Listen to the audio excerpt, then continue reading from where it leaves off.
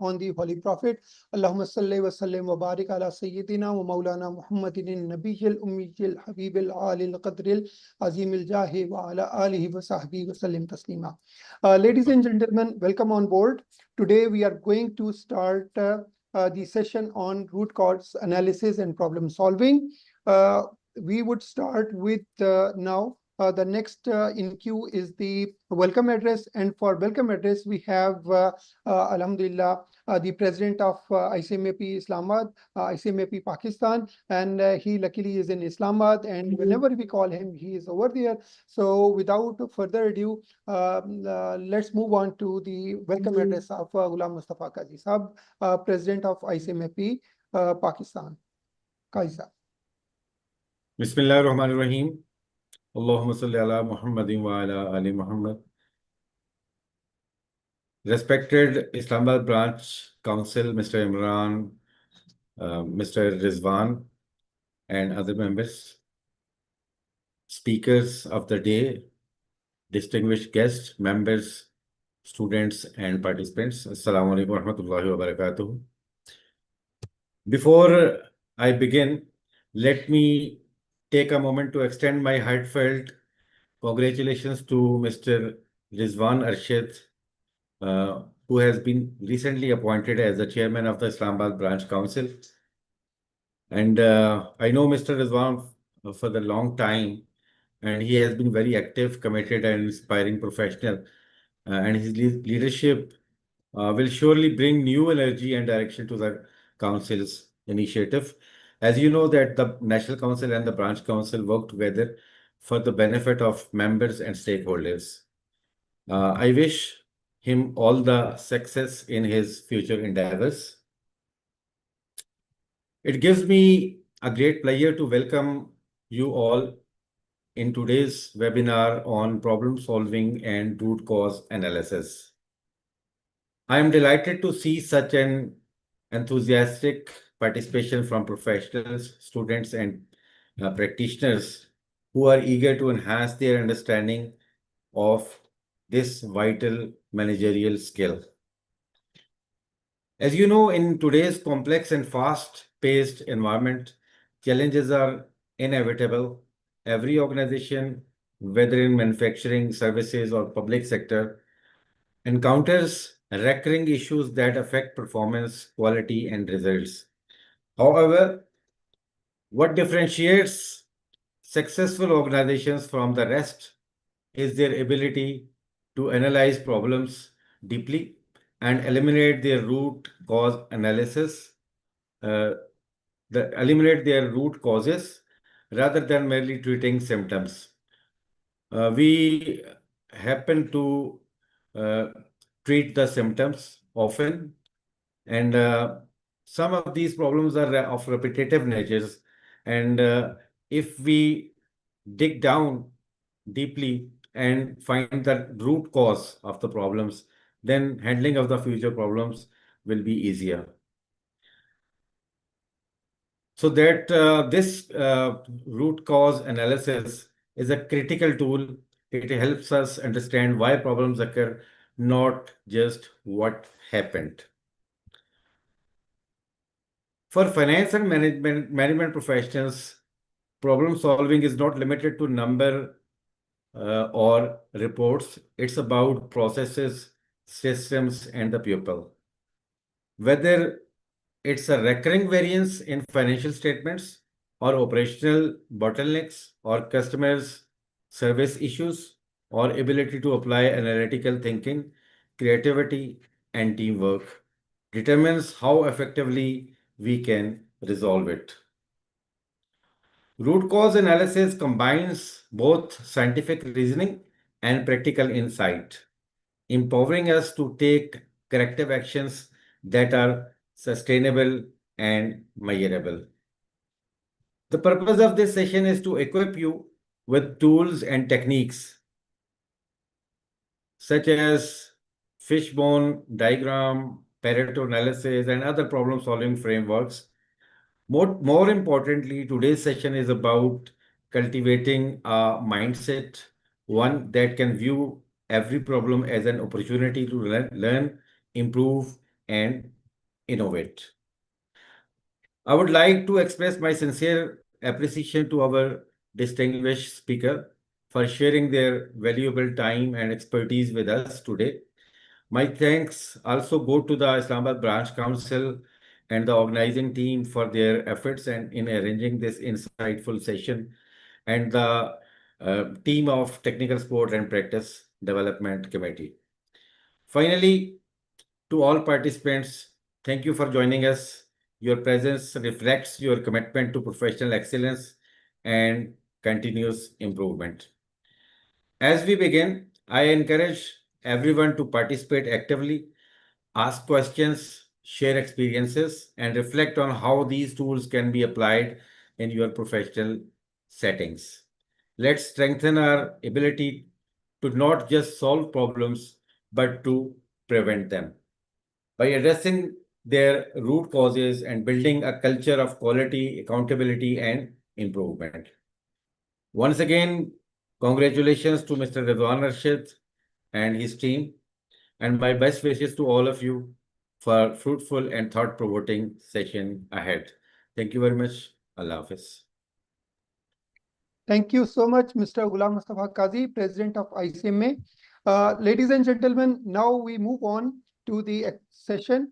And today we would learn structured approaches to identify, analyze, and resolve problems by addressing root causes rather than merely tackling the problems. Today, through practical tools like Pareto chart, 5 ways in cause and effect analysis, we would gain the confidence and expertise to develop lasting solutions and contribute to continuous improvement in our organizations. Our session contents include problem-solving concepts and approaches. Then we would learn about understanding root cause analysis. Then we would move on to steps to conduct root cause analysis, their tools, techniques, and then we would apply the Pareto chart, how to use 5 ways techniques, cause and effect analysis, and practical tips for effective root cause analysis. And for all this, today we have a very learned resource person, Mr. Kamran Iqbal. Kamran Iqbal is an associate member of ICMAP. He has also done CIA, CFP, CISA, CC, FMVA, MBA, and LLB. Previously, he has done internal audit workshops at ICMAP as well, and at some stations he has done advanced Excel and financial modeling as well. So we move on to the session. Welcome, Mr. Kamran Iqbal. How are you? Thank you so much, Imran Saab, for your kind introduction and giving me this opportunity to share the knowledge with all the participants. I am very much grateful to ICMA Pakistan, Islamabad Branch Council, and many congratulations to my brother Mr. Rizwan for being new chairman of Islamabad Branch Council. So I am grateful to all of the technical team, which is basically arranged this session. And I am also grateful to all the respected participants who are attending basically this session. So if you allow me so that I can share my screen and start the session. Yes, please.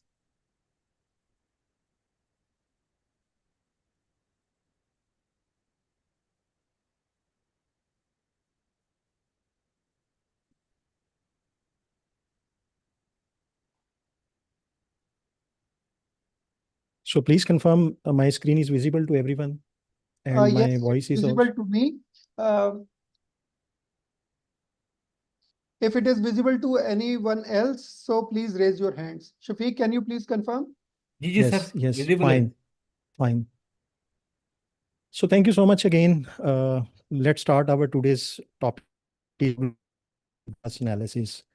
So why we are arranging this session? There are basically two main reasons behind this whole, this online webinar analysis.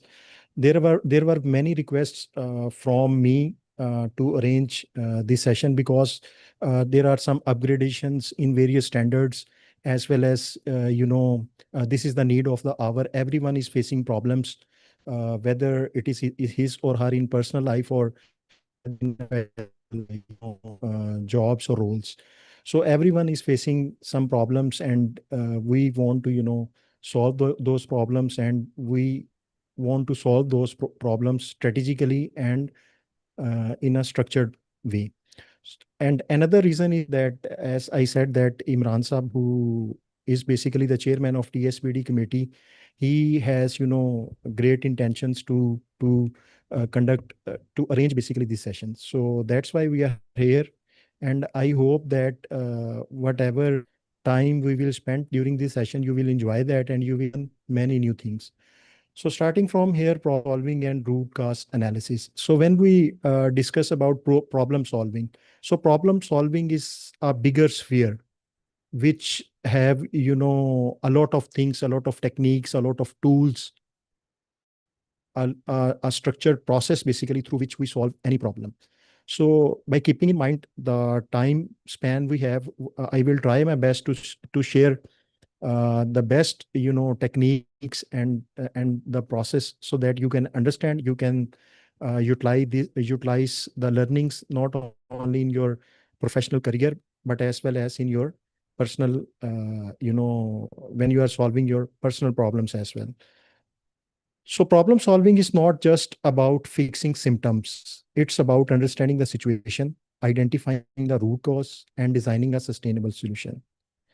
So whenever we talk about problem solving, so what actually make a difference between a good problem solver and average ones is basically when a learned solver, he is going to solve a problem, he is basically addressing the root causes, the reasons, the core reasons behind the issues. They are not fixing on, just symptoms or the indicators. We will see all these things. This is just a refresher. So let's say, for example, you are in an organization and their month-end financial closing is consistently delayed by 3 to 5 days. So every month you are going to close your books of accounts, but it normally happened that there is a 3 to 5 days delay in every month remaining financials. So what normal people will consider? They will consider to add more staff, they will ask for overtime, and they will eventually blame the ERP systems. So this is basically normal individuals, they will create this problem. But here comes an effective problem solver. He will, step back and he will ask certain questions. So the question is, why is it delayed every month? So number one thing, that why we are getting, the question is why. So we will identify the reason, we will try to identify the reason why it is every month. Exactly is in the process is causing the delay. So number one thing, we will identify why it is happening delay, and the second thing, the cause behind that delay. And if it is a system issue, we will try to identify whether it is a system issue, whether it is a process, or whether it is a people issue. So issues may be, people issue may include untrained staff, they have lack of trainings, they have, they are not aware about the policy guidelines.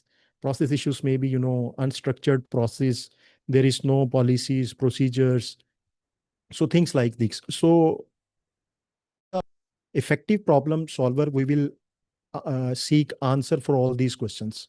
So basically that mindset shift from reacting to reasoning. So that is the basically purpose of today's session, that we will move from, reasoning to reacting, from reacting to reasoning. We will not react immediately to apply a, quick fix. We will try to identify the reasons. As I said, that there are a lot of, tools and techniques available to identify these root causes, but again, we have limited time. So we will discuss, major three techniques, which one is basically Pareto analysis, why, 5 whys, and then cause and effect diagram. So the mindset shift from reacting to reasoning is what separates great problem solvers from average ones. So it was a, overview, what is problem solving, and how we move towards problem solving. So there is another, terminology or a statement which is very famous regarding problem solving, that it is a structured process. So you can see it is a structured process. We use various, ways. We use PDCA techniques, plan, do, check, and act. We also use DMAC techniques. We also use, sometimes 8D technique, which is 8 discipline technique. So these are major, process that how we solve a problem to move from current undesirable state to a desired state. So actually we want a, desired outcome or desired, condition or state from a undesired state. So you can see here, you we have to add, this is a tube and we have to add 8 or 10 balls in this tube. So there is a quick, solution you can see in other tube, that someone has cut the balls and into halves, and he has managed to, keep all the balls in a particular tube. So that is basically a fixed solution. So it means that every time when you find a solution, that is not actually a solution. So you have to think about that. What is the right solution? Which one is the efficient and effective solution? So efficient, with minimum resources, we are getting maximum output, and whether that output is according to the desired outcome or not, we have to, verify the effectiveness of our processes or our whatever, strategy we are using. So we have to take care of both efficiency and effectiveness. So that's why it's a structured process through which we move from current undesirable state to a desired state. So now you can see another picture, which is, very beautiful, which actually moves you from reactive to proactive problems solving. So you can see here that someone, wants to move from reactive to proactive problem solving. So why proactive problem solving? So you can see here, reactive problem solving is basically address issues after they arise. So we react on things when we find some, problem, when we have some incident, we have some issues, then we react, but then we apply patches at that time. But if you have proactive problem solving, stage, so what you will do, you will prevent issues before they arise. So to move from this point to this point, we have to understand 3 terminologies, 3 terms which we use interchangeably. Number 1 is correction, number 2 is corrective action, and number 3 is preventive action. So we use these terminologies oftenly in our, daily routine lives, but we have to differentiate, we have to identify what is correction, what is corrective action, and what is preventive action. So let me explain you with an example. So let's say there is a house, and and when there is any rainy season or there is raining, so what happens? The water drops from the roof and it is on your floor. So what is correction in that case? Correction is this, that you immediately, start to cleaning the water on the floor. So water is, leakaging from the roof, and you are cleaning the roof to avoid any, damages or losses. So that is basically correction. You are reacting. You have a problem, water on the floor, and you are cleaning that water. So this is correction. So what is corrective action? So corrective action is, now consider the same case. You have, roof where from the water is leaking. Now what you will do, you will not only clean the water from the floor, but you will also, move to the, you can say, to the roof of your house, and you will apply some patches where from the water is leaking. So what you have done now, you have not only taken the correction or the correct action, but you are also avoiding the, this weakness in your, leakage on your roof to avoid any future instances of such nature. And when it comes preventive action, so preventive actions, you know that there is a famous line which is basically prevention is always better than correction. So what is preventive action? You know that there is some issue in your roof, and during the rainy seasons water drops from the roof. So what you will do before arrival of the rainy season, you will move to your roof and you will clean, you will patch the areas or the surface of the roof, so that you can avoid any type of leakages during the rainy season. So you are taking advanced steps to basically to take the measures to avoid any type of uh, uh, you can say non-conformity. So this is correction, eliminate the detected non-conformity. So when there is a non-conformity, you will eliminate it by taking the corrective actions. And corrective action is basically prevent recurrence of non-conformity. No, you are not correcting it, but you are also taking care that such recurrence should not happen in the future. And what is preventive action? Eliminate potential non-conformities. So which one is the best approach? So we know that preventive actions are always better. So one, thing which I would like to share with you, that you should always you should always utilize proactive approach as compared to, reactive problem solving approach. So this will make you a better problem solver. This will help you to add value in your organization. So you need to move from reactive to proactive problem solving approach. And we know what is correction, what is corrective action, and what is preventive action. So moving forward. So before discussing this slide, kindly confirm me, my pace is okay. Is it slow? Is it fast? Or my voice is reaching to everyone? So if any one of you can share in the comments box, or is that fine? Please confirm. Yes, Is that yes, fine? it is okay. Until now, we don't have any questions. And by the time that are over there, I would interrupt and ask the questions if these are relevant and good for the continuity of the presentation. Okay, okay. So, Imran sir, what I And would suggest, one participant has suggested to use Urdu language as well for better comprehension. okay, what actually happens, we have some participants from, you can say, some, From the people for, who don't understand Urdu. Yeah, yes. So I that's can. why I have to, discuss it in English. So if there would be any particular question, I am available to answer that in Urdu as well. I will also utilize the Urdu.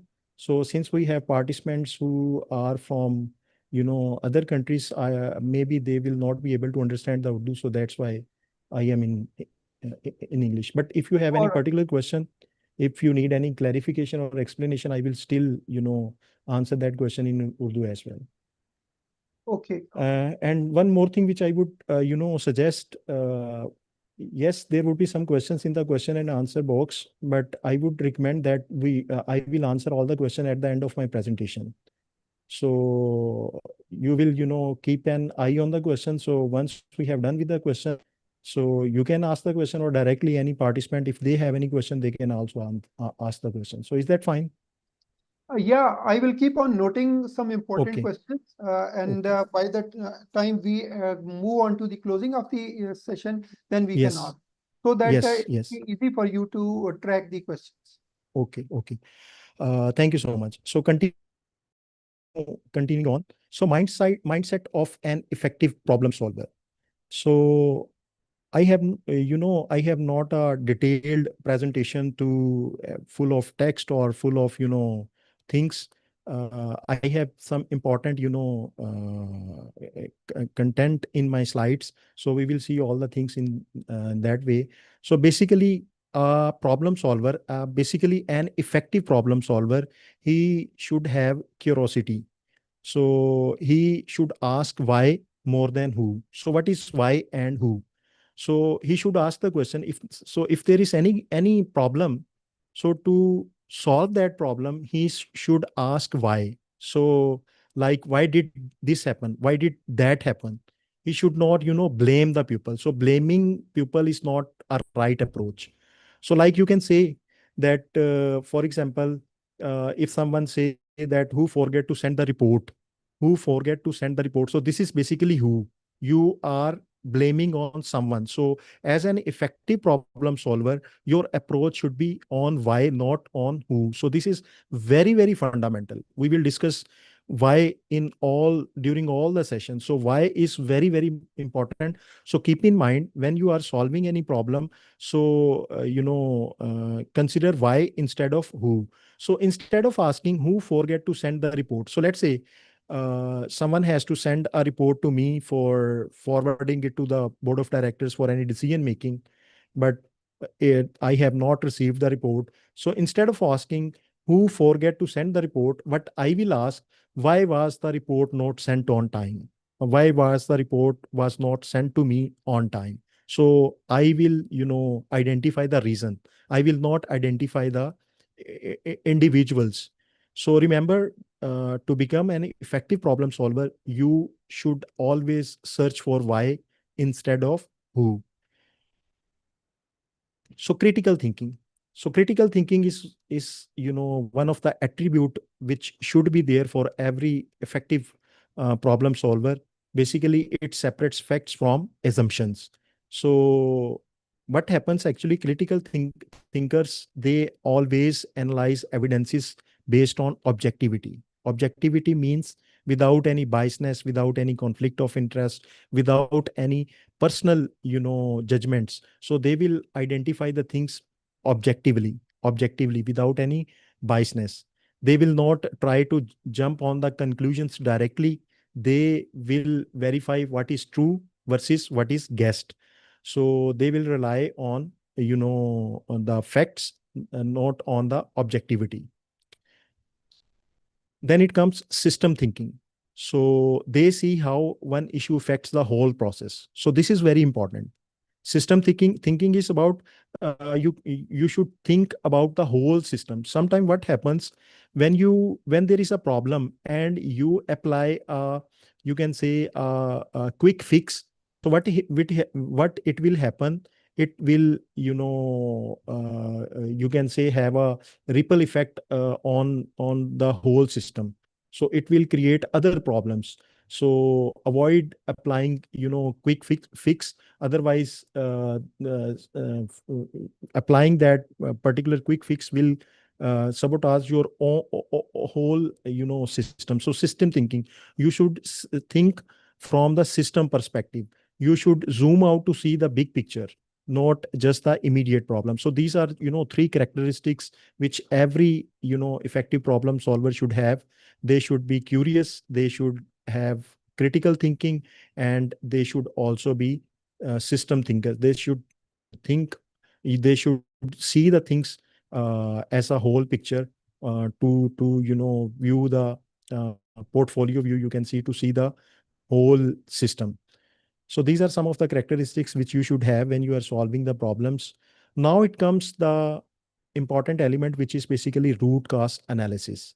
So as I said that problem solving is a broader sphere which have lot of techniques, lot of tools, lot of ways, structured processes to solve any problem. But we cannot solve any problem until and unless we have identified the root cause for that particular problem. So normally what happens, being an internal auditor or a auditor, what I have seen during my experience, that most of the auditors, they are when they are providing the recommendations for the findings or the observations, they are basically addressing the causes. So causes are again the symptoms, the you can say the errors from the face. So they are basically solving those errors. They are not identifying the core causes. So remember, those recommendations are always applicable. They are always accepted by the management where you have provided them with the root cause. So root cause is very, very important. So let's say I always use an analogy to differentiate a cause and a root cause. So let's say you have a fever and you go to a doctor, and doctor will prescribe you a medicine which is a very famous, basically medicine which is paracetamol or Panadol. So he will give you Panadol or paracetamol. You will take it, and it will quickly, get off your fever, and you will feel healthy for a little time. But after some time you will again feel fever. So what is happening there? He is not addressing the root cause. He is addressing the cause, the symptom, the fever you have. He is not identifying what are the root causes for that fever, whether it is for infection, whether it is for any allergy, whether it is due to any other diagnose. So he is not identifying, he is not diagnosing rightly or correctly. He is just treating you based on your symptoms. So this is Dr. A, and there is another doctor which is Dr. B. So what he will do, will take your vital signs. Signs are basically basic indicators that why you have some medical problem, like the doctor will check your blood pressure, the doctor will check your you can say temperature, the doctor will check your pulse rate, and if he finds something fishy, then he will advise you further, you can say tests, like he will ask you for a x-ray, for a blood test, for a urine test, for a CT scan, etc. So after evaluating the situation, the tests, he will diagnose you, and then he will treat you, he will prescribe you the right medicine. So now, which doctor you will choose, Dr. A or Dr. B? So definitely you will choose Dr. B, because he has identified the root cause for your temperature, which was actually infection, and now based on that diagnosis, he is prescribing you the medicine. So similarly, when you are providing your services as a business consultant, you are working as internal auditor, you are working as a finance professional, HR professional. So you have to identify the root cause. So once you have identified the root cause, you can easily solve the problems. So root cause helps us diagnose, not just patch. So in case of cause, when we just provide the cause, we are actually patching, we are not diagnosing. So diagnose is always better than the patching. So every effective solution begins with uncovering the real reason behind the problem. So real reason is our root cause. And that's where root cause analysis comes in. Root cause analysis is a systematic process. Now we will discuss, as I said, as Imran Sahab said, that we will see certain techniques to conduct a root cause. And since as I said, we have limited time, but I will try my best to share 3 famous techniques to identify the root cause. One is 5 whys techniques. We will also see it with the help of a case study, a template. Then we will see Pareto analysis. Again, we will see a practical case study, and then cause and effect diagram, which is also known as fishbone diagram or Ishikawa diagram. So we will also see that in details. So this is a systematic process used to identify the underlying reason. Underlying reason, basically the core reason, the real reason for a problem, not just surface level symptoms. So you can analogize the things with my examples of 2 doctors. One is Dr. A and other one is Dr. B. So RCA does not ask what went wrong. So here is the difference. RCA does not ask what went wrong. It asks why did it go wrong. So, and then keeps digging until the true cause is uncovered. So this is root cause analysis. So it was just a brief introduction of that, what is root cause and how it helps us. And being a professional, whether we are, providing services as a business consultant, we are, working as an internal audit professional, finance professional, business marketing professional, HR professional. So whatever your field is, if you are going to solve a problem, you must have some attributes curiosity, critical thinking, system thinking, and you should identify the root cause to address the problem to prevent it from recurrence. So moving forward. So since I am a professional internal auditor by profession, so I have added a slide for my audit friends. So it will also import for other professionals as well, so that you can see that recently issued Global Internal Audit Standards 2024 by Institute of Internal Auditors USA, they have mentioned root cause in various standards. So this is just a quick view why it is important for the internal auditors as well. So they first change what they have done in the standards in the glossary. They have, update this terminology cause to root cause. So first change they have done, they have, updated glossary and they have updated the word, they have changed the word cause to the root cause. So second, in standard 11.3, which is communicating results. So here is basically an excerpt. So you can see the result of internal audit services can include, I am just going through the, to show actually to show you the importance of the root causes in the standard. So the result of internal audit services can include themes such as effective practices or root causes. So the thing may also include engagement conclusions at the level of business or unit or organization, but the emphasis here is on root cause. Similarly, in standard 14.3, evaluation of the finding. So you can see here again, internal auditors must evaluate each potential engagement findings to determine its significance. So you have to determine the significance of the findings which you are presenting. When evaluating potential engagement findings, internal auditors, the word is must. And all these exceptions are, you can say, are from the requirement a part of the global internal audit standards, which means all these are mandatory.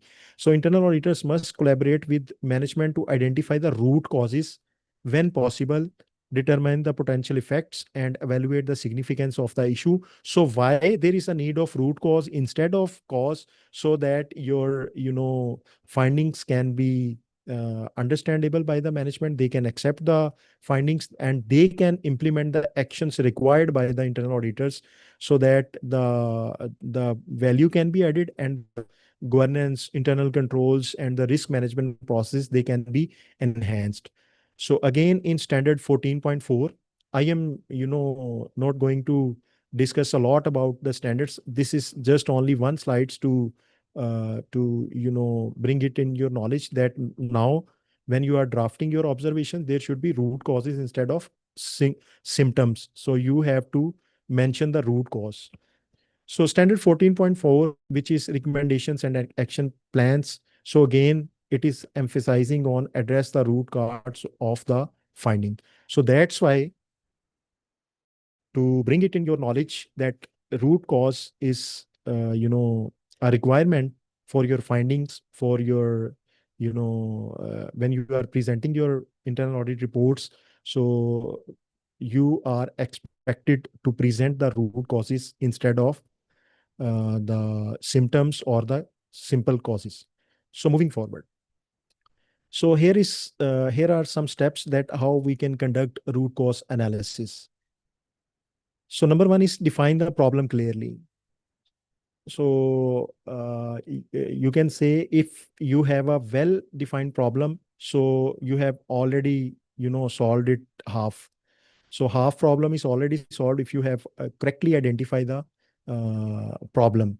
So what actually happens when you define a problem? So sometimes your problem is you can say general problem statement. So it is not specific, it is not factual, it is not you can say measurable. So what will happen? So if your basically problem identification is not correct, so your RCA process will goes toward the failure. So remember, problem identification is very, very important, and for most in the step of conducting a root cause analysis. So like you can see, you can say that there are delay in payment processing. So this is a general statement. So this is not a problem. You are saying, you are mentioning your problem statement as there are delays in payment processing. So this is a general statement. So if your statement is vague, it is general, then how you can find the solution, the right solution? So instead of saying there are delay in payment processing, you can say vendor payments exceeding US dollar 50,000 are delayed by an average of 6 days beyond the approved timeline in the last 3 months. Now you have specified the problems. How you have specified the problems? You have mentioned the amount. You have mentioned the delay, which is 6 days. You have mentioned the approved timeline, and you have also mentioned since how many months you are facing that problem. You are facing that problem since last 3 months. So now it is specific, it is factual, and it is measurable. So define the problem correctly. So once you have identified the problem, now comes the second step, which is basically collect data and evidences. So now it is your job to, collect relevant data to understand what is happening and when it is happening. So you can ask yourself, how often does this problem occur? Where and under what conditions it is happening? Who is involved in the, who means which department is involved in the processes, and what has happened recently? So you will ask various questions. Why it is happening so? So based on your data and your evidences, you are trying to understand the problem, the context of the problem. Then identify possible causes. So in this step, what you will do, you will brainstorm potential causes from various angles, and the angles may include you can say the people involved, the processes, the technology, the environment, the material, the machines. So all these things. So you are brainstorming, you are seeking out information for the causes. Then it comes identify the root cause. So this is the heart of the root cause analysis. So in this process, what you are going, you are preparing a list of possible causes. And once you have list of possible causes, in this step, you will identify the root cause, the main cause, the core cause, the true cause, the real cause of the problem. So I will explain all these things in details with some illustrations, with some case studies in few minutes. So basically, this process is the heart of the root cause analysis, where you will investigate and validate the true causes. You can see the word true causes. Here we have potential causes. So in step 3, we identified all the potential causes, and in next step 4, we will identify the true cause, the core causes for the problem. Then it comes develop corrective actions. So normally what happens, many professionals, they identify the causes, and they think that we have done with the process, the problem solving process. But that is not, fact. So if you will not apply the solutions, you will not take actions against the root causes, then this activity is in vain. So you have to develop corrective actions, design actions to eliminate the root causes permanently. So the word is permanently. So we will see that how we can, permanently address such problems from recurring in the futures. Then implement and monitor the solution. You can see it from the both sides. If you are an internal auditor or an auditor, you will see whether the management is taking corrective actions or not. They are, applying the recommendations suggested by the audit team. And from other angle, from the management perspective, from a perspective of finance manager or HR manager or a IT manager, you will also see whether the solutions you have identified, whether the department or the persons working in that particular under your jurisdiction, they are applying those solutions or not. So you will track the progress and gather feedback on the solutions effectiveness. Then standardize and share the learnings. So once you have done this activity, you have applied the solution, you are monitoring it is working or not. Now it is your job to actually standardize the improved process so the problem does not return again. So what you will do, you will, share this with other departments as well. So if they are facing similar type of problem, they can also address by by deploying the solutions which you have identifying by going through this whole process. So this is our, steps to conduct root cause analysis. So here is Azan. So I will mute myself for 1 minute. After that, I will continue. So for Azan, I am muting myself.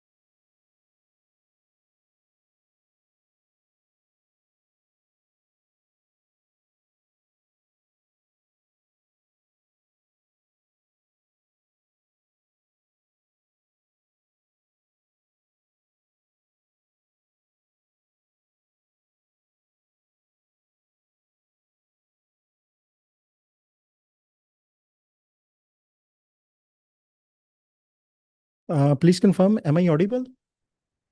Any one of you, please confirm, am I sir पहले audible? थोड़े mute हो गए थे, अभी Audible है sir. Yes, I deliberately, muted myself.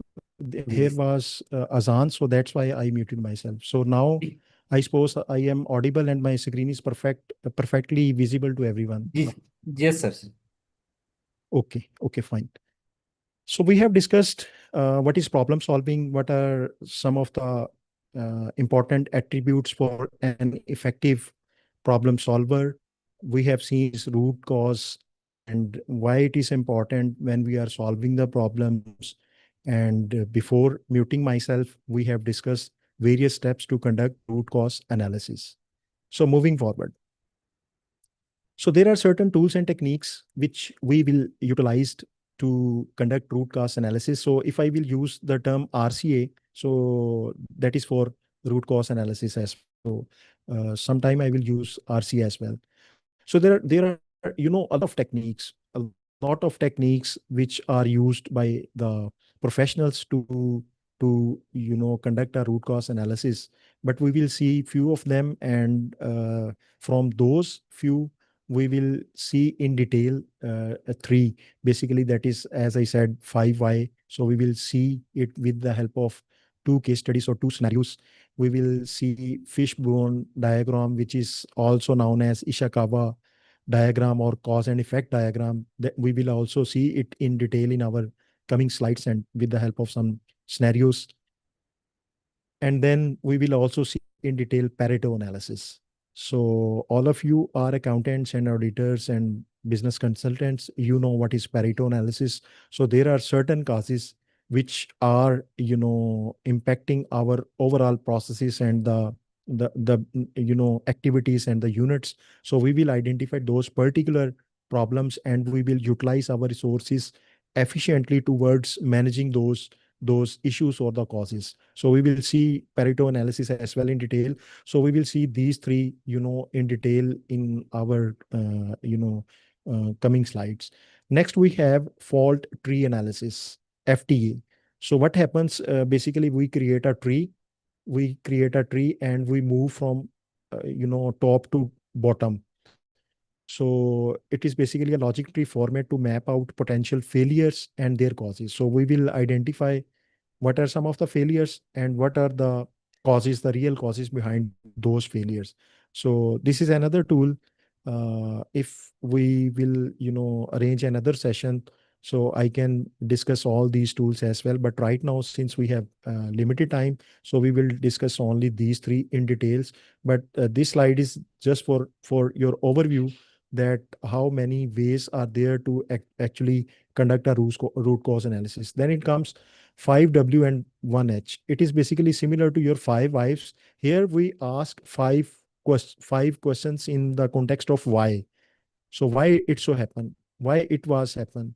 Why?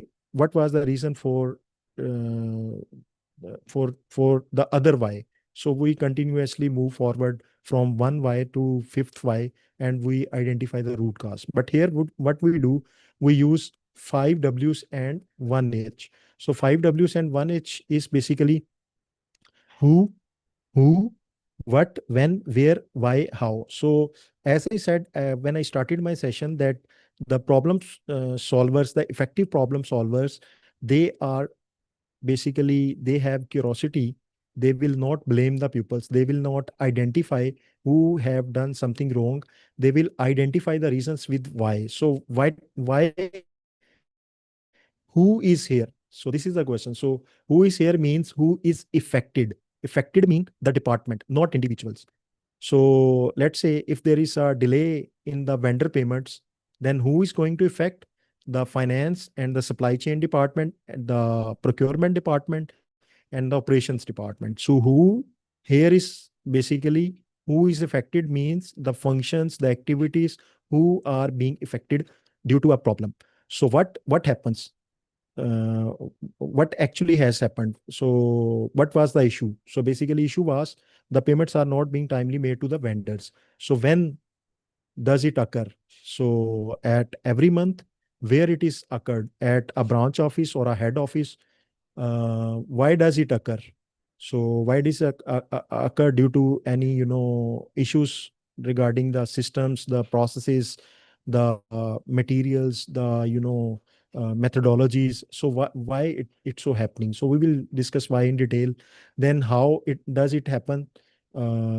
Because you are not utilizing the system, you are making the payments with manual records. So that's why there is a problem of poor vendor payments process. So this is 5W and 1H. So flow charting. So we maps out processes to identify bottlenecks. So what happens in flow chart? We basically visualize the process, and then this flow chart reveals us if there is any bottlenecks, if there are any redundancies, if there are any missing controls. So we can also use flow chart to identify you can say bottlenecks, the issues, the controls, things like this. And then it comes barrier analysis. So in barrier analysis, examine the controls. So barrier is what? Controls or the barriers that should have prevented the problem and why they failed. So in barrier analysis, what we will see, why the controls are not working properly. They are not preventing any issues or the problems from occurrence. So these are few of the techniques and the tools. There are certain other as well. FMEA is another technique. Delay analysis is another technique. So there are various techniques, but the famous one is these three, why, 5 why, fishbone, Pareto, and we will see all these in, with the help of some basic scenarios, so that you can understand that how you can apply them in your professional and personal life. So we will see all these in details, these particularly these three. So now it comes our first technique, which is how to use the 5 whys technique. So we will see it in our detail. And you know that 5 why is one of the simplest and the basic technique to identify the root cause. So why it is the simple one and the easiest one you can utilize to identify the root cause, you will see when I will explain you. So it is a step-by-step process.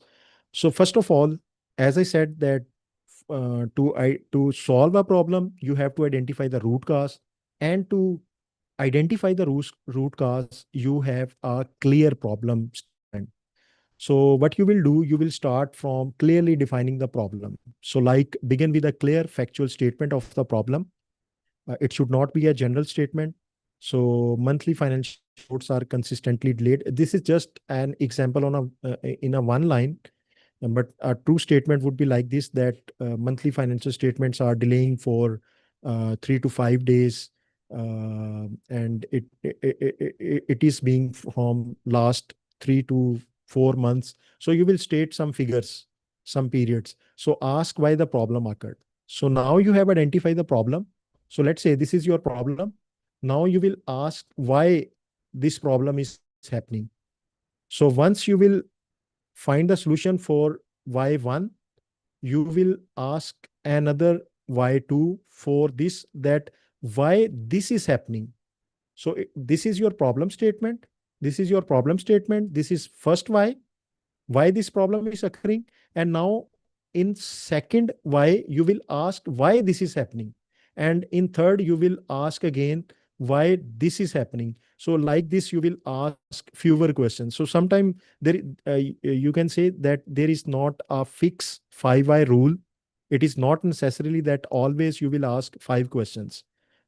Sometimes you find a root cause when you ask 3 questions, 3 whys, 2 whys, and sometimes it will take more whys than the 5. So sometimes you have to ask 6 whys, 7 whys, 8 whys. So that is not a principle or a standard that always you will ask 5 whys. So remember one thing that is important: don't you are not supposed to ask every time 5 whys. So this is number one thing. Number two thing, normally what happens when people apply 5 why technique, so this is your problem statement. Let's say this is y1. So they will ask y1 in the context of problem statement. And when they are asking y2, they are again asking why for the problem statement. So that is wrong way. So once you have first why, the reason for the problem statement, now your second why should be to identify the reason of the first why. And then the third why, it should be in the context of the second why. So this is how it works. So that is very, very important to remember. So you have identified the problem. Now you will ask why the problem occurred. So I ask why the problem happened and note the immediate cause. And this is, you can see, this is a cause, a symptom, not a root cause. And we have to identify the root cause. So example, why are reports delayed? So because data from departments comes in late. So that was the problem, that the financial statements are consistently delayed. And when we ask the first why these reports are being delayed. So the reason which we have identified is because data from departments comes in late. So then ask why again, and this why would be in the context of this reason, not for the problem statement. So remember, this is important. So now continue asking why each preceding cause exists. Preceding cause, this cause happens. Typically by the fifth why, you uncover the root cause, but it may take fewer, less than 5, or more than 5 questions. My system is zoomed in. So let me zoomed out. So more than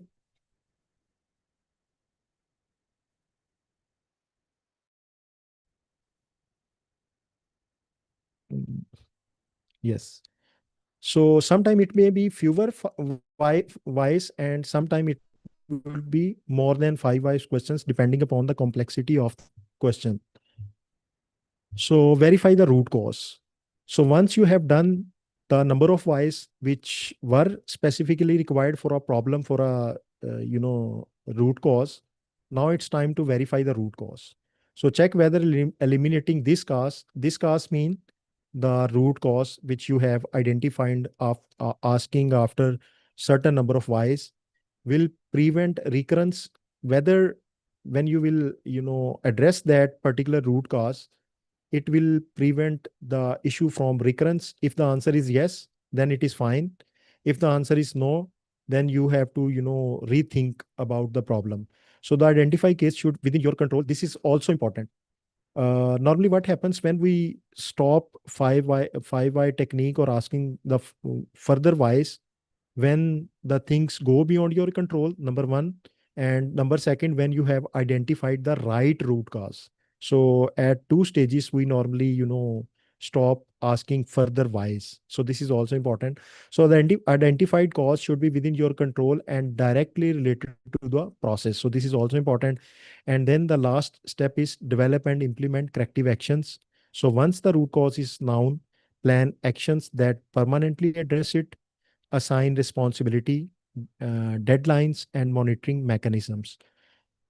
So after this slide, I will share a document where basically that is a template, and where we will apply the 5 why technique to identify the root cause. And we will see all these things, what we are discussing right now, with the help of a minor, a short case study. So guidelines for effective 5 why analysis. So stay focused. So keep your analysis specific to the problem. So these are, some of the uh, good practices which are there for you. That is, keep your analysis specific to the problem. Avoid deviating into unrelated areas. So if you are, finding a solution for the delay vendor payments, so consider on your attentions on that particular area. Do not work on other unrelated areas. So stay focused, be collaborative. So involve team members with diverse perspectives to ensure you don't miss critical causes. So let's say you are identifying the problem, identifying the root cause for a problem that is basically delay in payroll process. So payroll process, various departments, the role from various departments. So finance persons, they are, they have some in the payroll process. Then HR, they have some role as well, and some admin, verifying the things, or for you can say submitting the right individuals, avoid any type of ghost implies for verification purposes. And then admin, they are basically maintaining the record of the attendance of the individuals. And finance department, they are paying the hours worked by the employees or the wages. So various departments are involved in the pay process. So what you will do, you will involve various team members from these departments to identify the real cause, the right cause. Then document the process. So this is very, very important. Record all questions, answers, and references. Then now when to stop. So I have already explained, you have to stop when further questionings moved beyond your authority. So beyond your authority mean beyond your control, or when the root cause has been identified. So do you always need to ask why 5 times? So I have already explained, sometimes you will identify the root cause on a fewer whys, like 2 whys, 3 whys, 4 whys, and sometime it depends upon the complexity of the problem. You have to ask more than 5 times. So you have to ask why for 8 times, for 7 times, for 9 times. So it depends upon the nature of the problem you are facing. Then not necessarily the number 5 is a guideline, not a rule. So basically 5 is not a rule, it is a guideline. Stop asking when the root cause has been identified, number one thing. And number two, the solution lies outside your control or scope of the authority. So this is 5 why analysis. We will see some illustrations that how we track, how we identify a root cause based on 5 why analysis. So all in all, we have seen that what should be the best practices which we should adopt, and in what chronology and in what way we will do our 5 why analysis. We will define a problem statement. We will ask the first why, and then we will ask the second why for the preceding first why. And then we will continue on. It may be 5 times, it may be 6 times, it may be 3 times whys. It depends. If you have identified the root cause, you will stop. If the things are beyond your controls or outside your scope of authority, then you will stop. So this is all about 5 whys. So now we will see illustration. So let me share my screen so that you can see. Give me a minute. Give me a minute, please.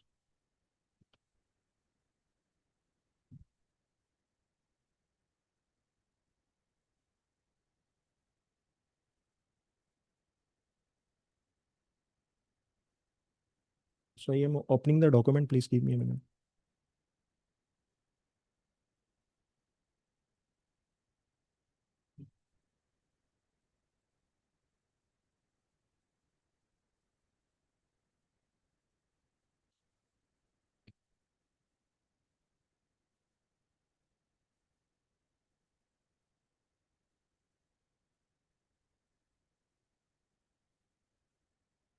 So please confirm my screen is visible. Can you see this PDF document? Any one Yeah. of you, please confirm. Yeah, Kamran bhai, it's visible. Okay, it's fine. So you can see here that how we will, proceed with our 5 why technique. Here is PDF. Maybe I may not. Okay, I have annotation as well, so that is fine. Okay, so give me a minute, please. Okay, fine. Okay, so this is a template you can see here. As I have mentioned in the process or the steps which we have already done for 5 whys. First of all, we will identify the problems. We will define the clear, specific, factual problem statement, and based on that statement, we will ask the questions. So this is question 1. So let me clear the annotations. Okay. So this is my problem statement. And for that problem statement, I will ask my first why. I will, show you with the help of a few illustrations as well. But right now I am, giving you the view that how this template will work. So this is your problem statement. You will ask first why. Then for that first why, for this reason, you will ask the second why. You can see the arrows. This arrow, this first why is for this problem statement, and this second why is for this particular reason. And then this third why is for this preceding reason, and up to so on. We will go until unless we have identified the root cause, number one thing, or the other thing is that the things are beyond our controls. So you can say what is beyond our controls? There are some external factors which are causing the problem. So those external factors like economic conditions, regulations. So their compliance is basically in our jurisdiction, but we cannot control them. We cannot initiate. We cannot amend the regulations, etc. So what we will do at first stage, we will define the problem statement. Then first why, to identify the reason for the problem statement, then second why for this preceding reason, then third why, and up to so on. We will ask as many as questions until and unless we have identified the root cause. So second thing, that how you can test that your root cause is good enough or not. So what you will do, you will start from the fifth why or the last why, and you will move upward. So due to this, it is happening. Due to this, it is happening, due to this, it is happening, and due to this, it is happening. So we will move upward. And due to this problem statement is occurring. So this is another way that you can check whether you have identified the right root cause or not. So I will share the template with all of you as well. So be with me. So once you have done this process downward and then upward, now you will mention the root cause here. So what is the actual root cause? So root cause will be at your fifth why. The last why will answer for this question. What is the root cause? So you will verify whether it is the real root cause, and how you will verify, you will move upward. And once you have done with the root cause, you will, mention some corrective action. So this is very, very important. So what happens, most of the professionals, what they actually do, once they have identified the root cause, they will not, take care of it, that they will not monitor it. They will not suggest the corrective actions. So then there is no use of all your workings or all your root cause analysis. So you have to, prescribe, you have to recommend the corrective actions. Then who is responsible? So remember, all of you are professional. So a department is never being a responsible department, cannot be accountable for anything. There should be some individuals. So when you are suggesting the recommendations, when you are suggesting the preventive actions or the corrective actions, so always remember the responsibility should be on the individual, so that they can be accountable in the future. So for example, let's say if there is a corrective action which is required, an action from a IT department, that is in the context of IT department. So responsible person should be IT manager, information technology manager. So similar, if the issue pertains to or the action pertains to the HR department, so HR manager or any individual who has authority, he should be responsible. So responsibilities should always be on the individuals, not on the departments. So if, let's say, HR department is responsible, then no one would be accountable for that particular. So everyone will think that Mr. A will take action, Mr. B will take action, Mr. C will take action, Mr. D will take action. So to, apply a corrective action, you need individuals to be responsible for that implementation of that particular corrective action. Then it comes target date. So target date is basically when that action will be applied. And then you have a column for the status. Status means the action has been started, the action has been completed, or it has not been started. So you can, mention any type of status which according to your needs and your organization.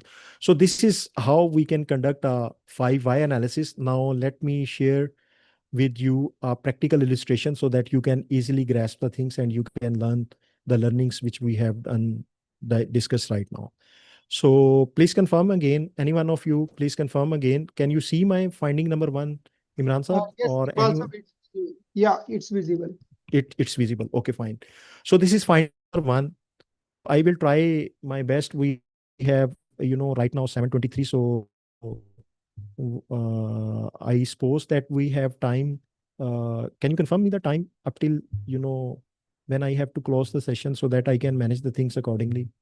Kamran bhai, we will have half an hour for question and answer. So we will stop at 8:30. So from 8:30 to 9 p.m. we will have Q&A, and then we will move on to the closing. Okay. So we So have we still have, okay. So we have, 1 hour. So that is a good time. So I will try to explain as many illustrations which I can share with you. So this is our finding number 1. So let it assume this is our first issue. So here the problem statement is water leakage in the factory. So I have, illustrations in the context of finance, in the context of compliance, in the context of operations. So you will, love to see these findings. So water leakage in the factory. So read it with me. During a routine inspection, water was observed leaking onto the factory floor from one of the main supply lines. So water is basically leaking from a supply lines. The leakage caused disruption to operations and presented potential safety and maintenance concerns. Preliminary checks revealed that the issue originated from a damaged pipe joint within the facility's facilities water distribution network. So why at initial checks it was seen that why it is happening. It is happening because water distribution network has a damaged pipe, and due to that damaged pipe joint, the water is leaking on the factory floor, which is causing problems like maintenance concerns and the safety concerns for the individuals working in that particular area. So now we will ask first why. So first why is there water on the factory floor? So the problem is water leakage in the factory floor. So we will ask, why is there water on the factory floor? The answer is because one of the water pipe is leaking. So we have identified the first reason. Then in the context of this reason, we will ask second why. So second why is why the pipe is leaking. So we have identified the pipe is leaking. We will ask in the context of preceding why, which is Y1, the water pipe is leaking. So the answer is because the pipe joint is cracked. So we have answer for the second. Then we will ask third why did the joint crack? So why this joint was cracked? Because it was made of poor quality material.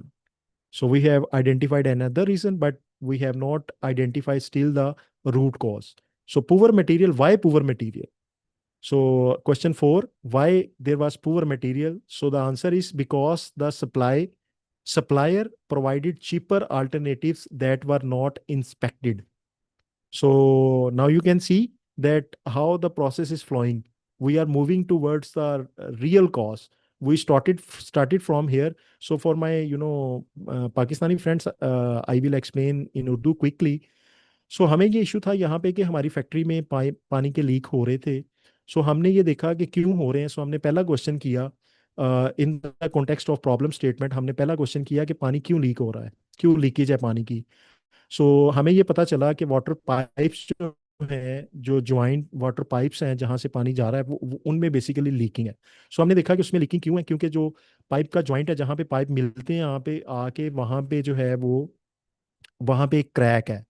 सो हमने देखें, आप हम question पूछ रहे हैं पिछले Y के context में. अक्सर लोग जो इसको अप्लाई करते हैं, बहुत सारे प्रोफेशनल्स भी इसको अप्लाई करते हैं, वो जब भी क्वेश्चन कर देंगे वाई करते जाएंगे तो वो प्रॉब्लम स्टेटमेंट के कॉन्टेक्स्ट में कर रहे हैं.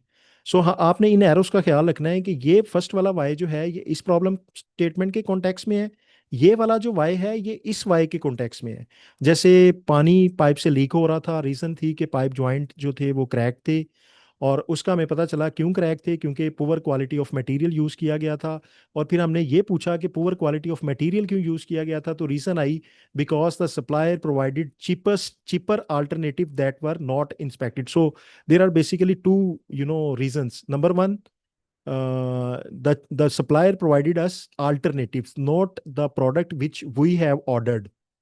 So let's say we have ordered for brand A, they have supplied brand C, brand D, brand B. So any other alternative that was not inspected. So another reason was even since the supplier also provided the cheaper alternative, and our team who is supposed to inspect those shipping or the delivery from the supplier, they also have not inspected them. So that was another reason for the poor quality material of the pipes. So next it comes fifth why. So why were the materials not inspected? So although supplier has provided the cheaper alternative, but it was our job to inspect all those poor quality or all those supplies, but we were not able, we have not inspected. So why we have not inspected? Because our incoming inspection process was skipped to save time. So this is the reason. Now you can see the reason: skipped due to save times. So this one is the reason. So now we have identified the root cause, that we have skipped the inspections due to save time, and this skip of inspection evolved in a poor quality pipe supply from the supplier, which caused the poor quality material, which caused the crack in the pipe joints, and which eventually create the leaking of water pipes, and hence we have this problem. So this is how you will move downward and then upward. So once you have, clearly identified the root cause, which was actually skip of the inspection process to save the time. So now you will mention the root cause. So here is our root cause. The leakage occurred because the incoming inspection process was skipped, allowing poor quality materials from the supplier to be used in the piping system. This indicates a process weakness in supplier quality assurance and inspection team. So this is our root cause. Now we will provide the corrective actions. So corrective action number 1, reinstate the mandatory incoming material inspection. So immediately आप ये action लें, आप ये through policies, through your memorandum, आप ये ensure करें, जो भी employees inspection team में शामिल हैं, quality assurance में शामिल हैं, ये जो भी हैं, वो इस चीज़ को ensure करें. They need to ensure that every incoming material should be properly inspected and a report should be prepared. So reinstate the mandatory incoming material inspection procedures and ensure no materials are used before quality clearance. So this is the corrective action which will, address the root cause. And who is responsible for that? Inventory manager, the store manager. And the target date is 31st of October 2025. And we will see the status as well. And another corrective action is implement a checklist-based verification system requiring sign-off from the quality control department before installation. So this checklist, which will be signed off by the quality control department, it will be an evidence that now the inspections are properly done. There are certain other ways as well through which you can make sure that the quality inspections are being done or not. And who is responsible for this? The quality manager. And by which date? 1st of November 2025. So now you have seen a thorough process that how we will conduct the 5Y analysis. So let's have another illustration so you can understand the things and you can grasp it. So another problem, finding number 2, another problem, access control issues. So unauthorized system access. So what happens? There is an access control issue and due to which there is an unauthorized system access. So let's read it with me. During an internal audit review of a system access logs. So system logs is basically, diary or a data, it may be a server-based log in which every individual who will access a system, his log will be generated. Log mean when he has accessed the system, when with which login details, the user ID, he has accessed the system, what activity he has done. So all these things will be generated in the form of a access log. So it was discovered that a former employee, the employee who has, left the organization, retained active credentials allowing continued access to the company's internal systems after his resignation. So the problem is that you are on an information system audit. And when you have, being an auditor, you reviewed the access logs, you identified that there are there is a single individual, you can say, who has left the organization due to resignation, but still his account has not been deactivated. So why is this problem? This is problem because, your data can be breached out.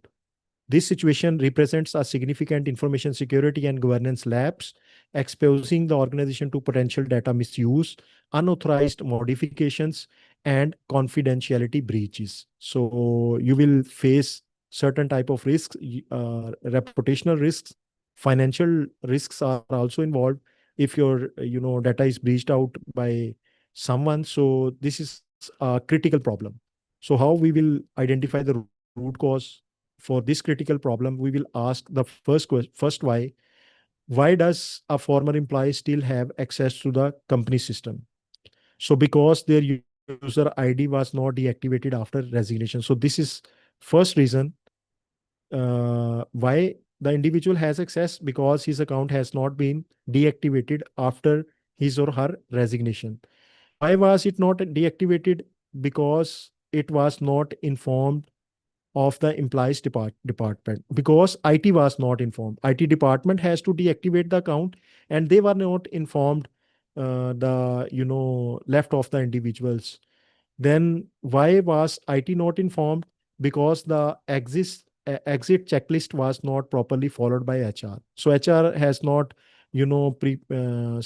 prepared the exit checklist for individuals. So let's say there is a policy that an employee will leave, so HR will prepare a checklist, and in that checklist it was mentioned that the information will be shared with the IT department so that they can deactivate the account.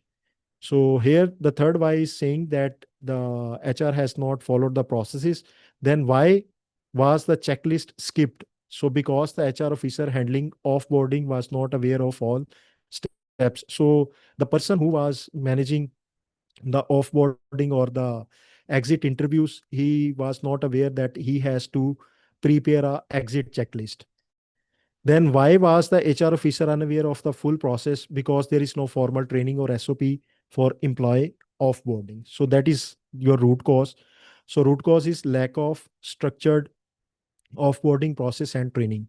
And you will, again, I have already explained, but you will move upward as well so that you can see whether this root cause is the real cause for the problem statement.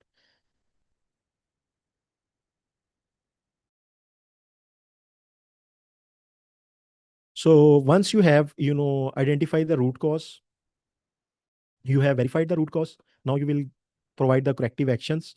So corrective action is implement a mandatory HRIT offboarding SOP and automated access termination workflow. And who is responsible for that? HR manager. You will define the target line and status and review the offboarding SOPs and workflow. It will be done by the second line, which is compliance manager. So this is the target date. So there are certain other, scenarios as well, but again, due to time constraint, so let's see this third one. Also, it will, help you to understand the things deeply. So since it is 7:36, so we can discuss this one as well. So problem statement number 3, data entry errors, incorrect financial records. So during the internal audit of financial reporting processes, discrepancies were identified between the general ledger and sporting expense documentation. It was revealed that multiple transactions contained incorrect figures, resulting from manual data entry errors during the consolidation of expense records. So we have, briefly explained the problem statement, and now we will ask the question. The problem is basically there are, incorrect financial records, and the reason is that manual data entry,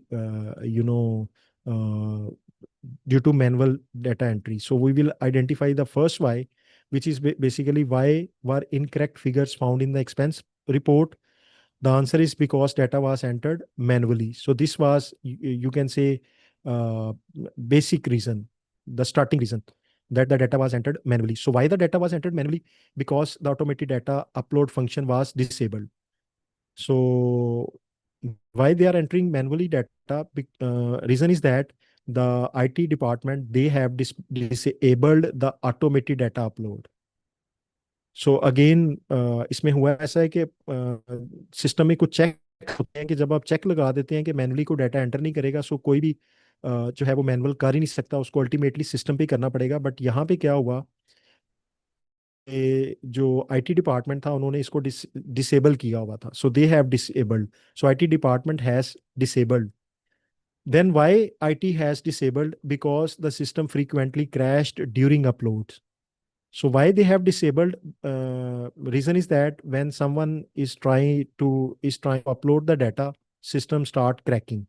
So to avoid that crack, the IT department, they have a quick fix, which is basically to disable the automated upload function.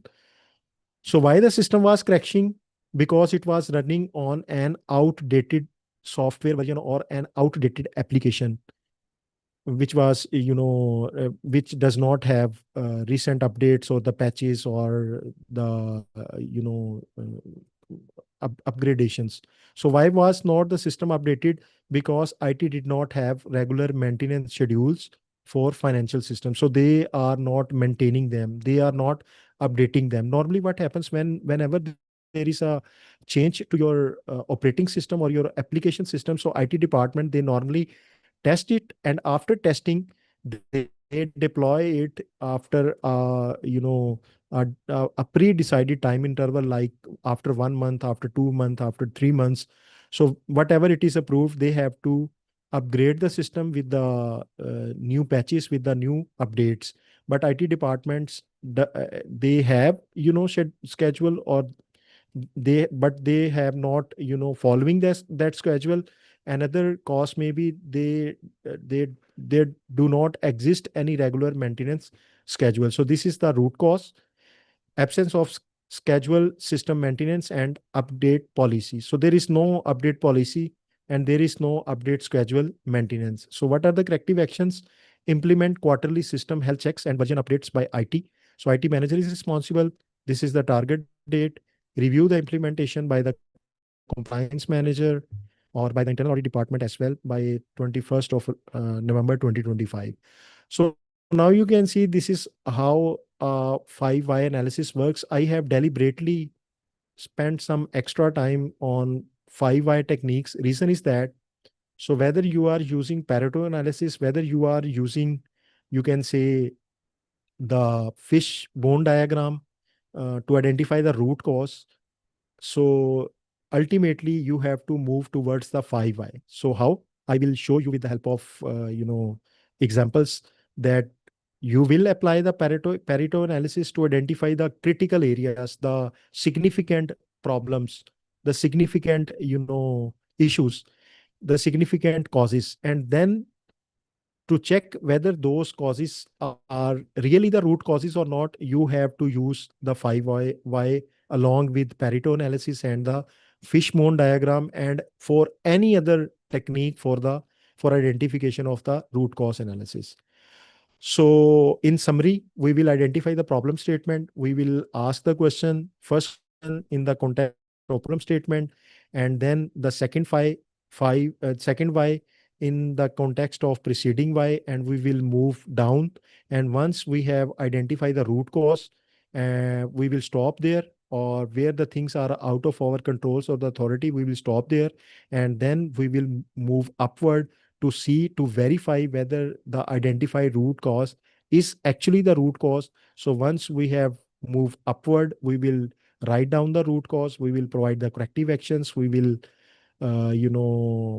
mention the responsible individuals, then target lines, and the status as well. So this is how 5 why technique works. I suppose it is understandable to everyone.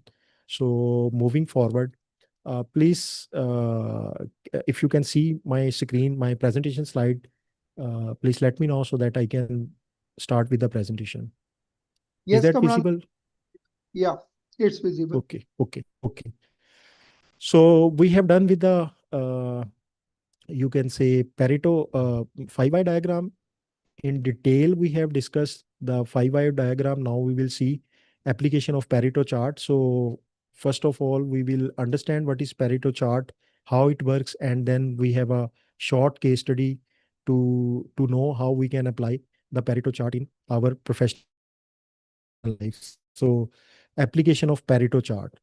So a small number of factors often create the majority of the problem. So this is basically Pareto analysis or the Pareto chart.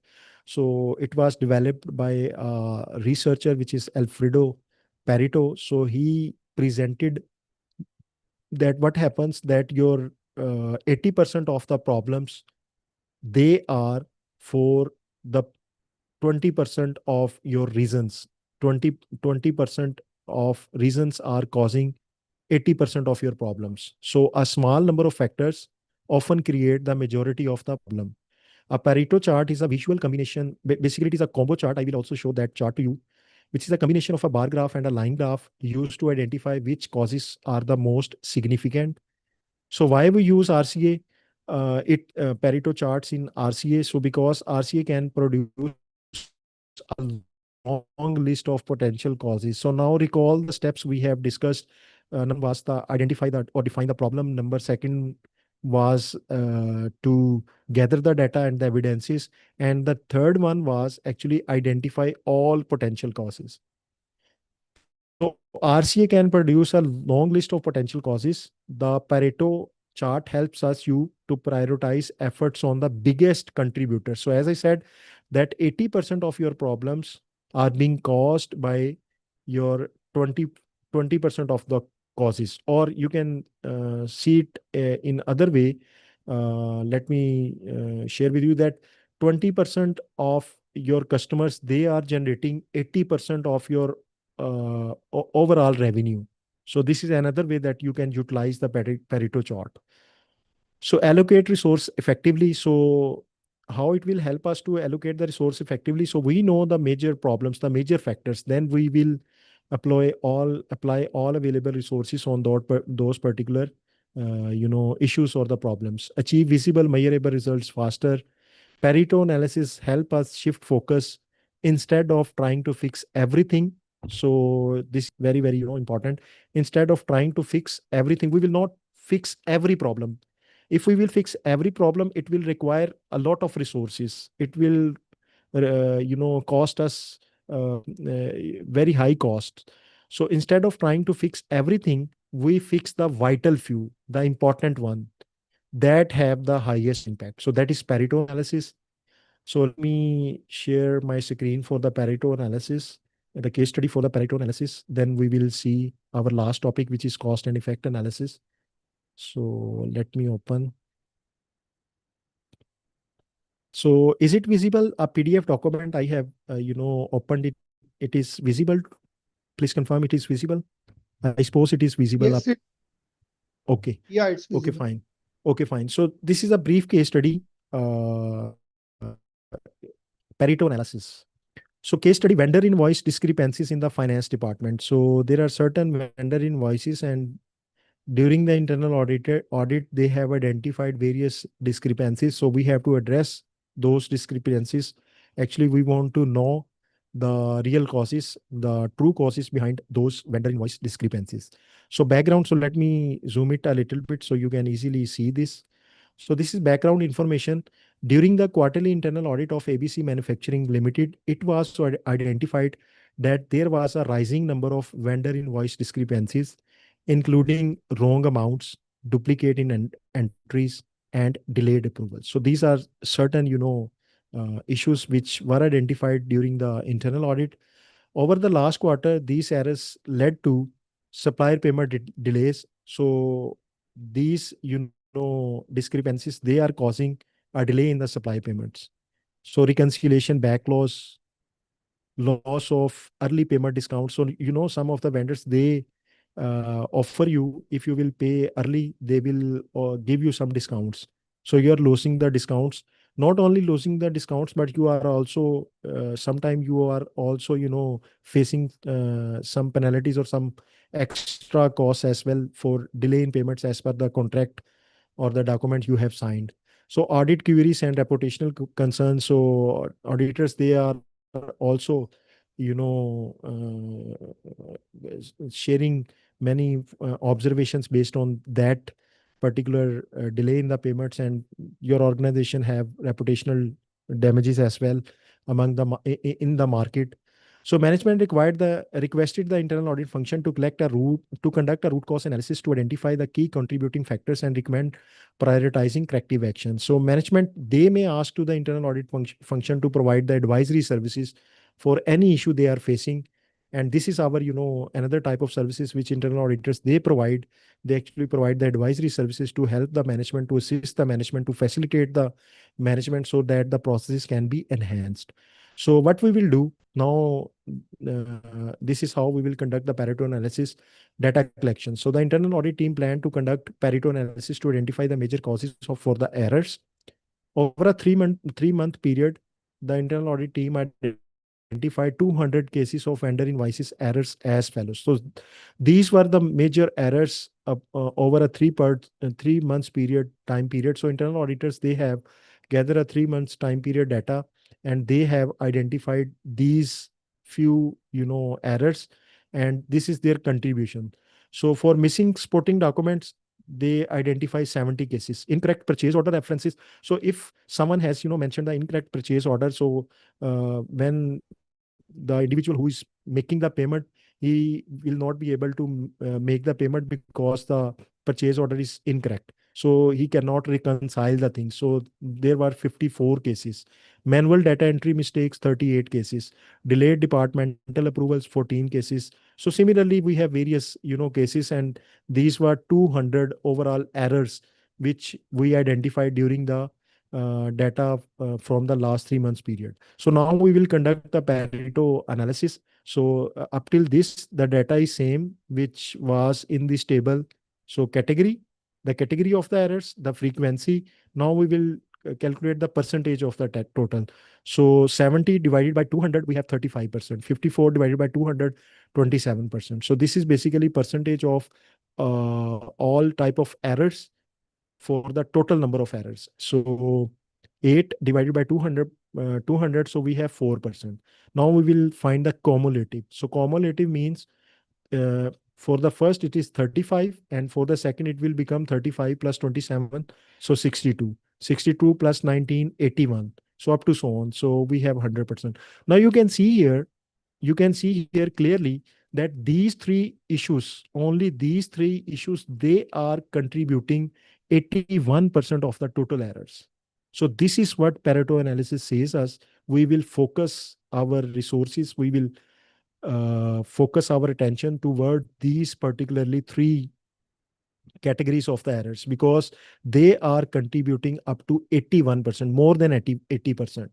So there are certain others which are, ignorable, which are, impacting lesser as compared to these three only. So this is what Pareto analysis helps us to identify the main causes. So we have identified these three main causes: missing supporting documents, incorrect purchase order references, manual data entry mistakes.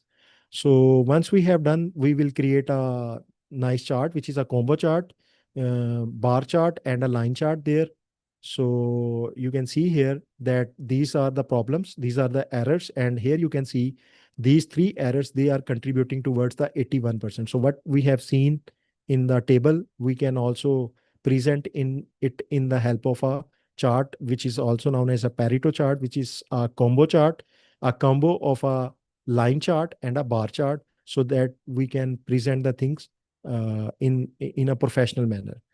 So now, once we have identified the main causes, we will interpret it from the Pareto chart. It became clear that the first three causes, missing documents, incorrect POs, references, and data entry mistakes. So these three mistakes, these three errors, contributed to 81% of all invoice discrepancies, which confirms the Pareto principle. So Pareto principle was a small number of causes account for the majority of the problem. So these three errors, they are contributing towards the 81% of delay of the payments.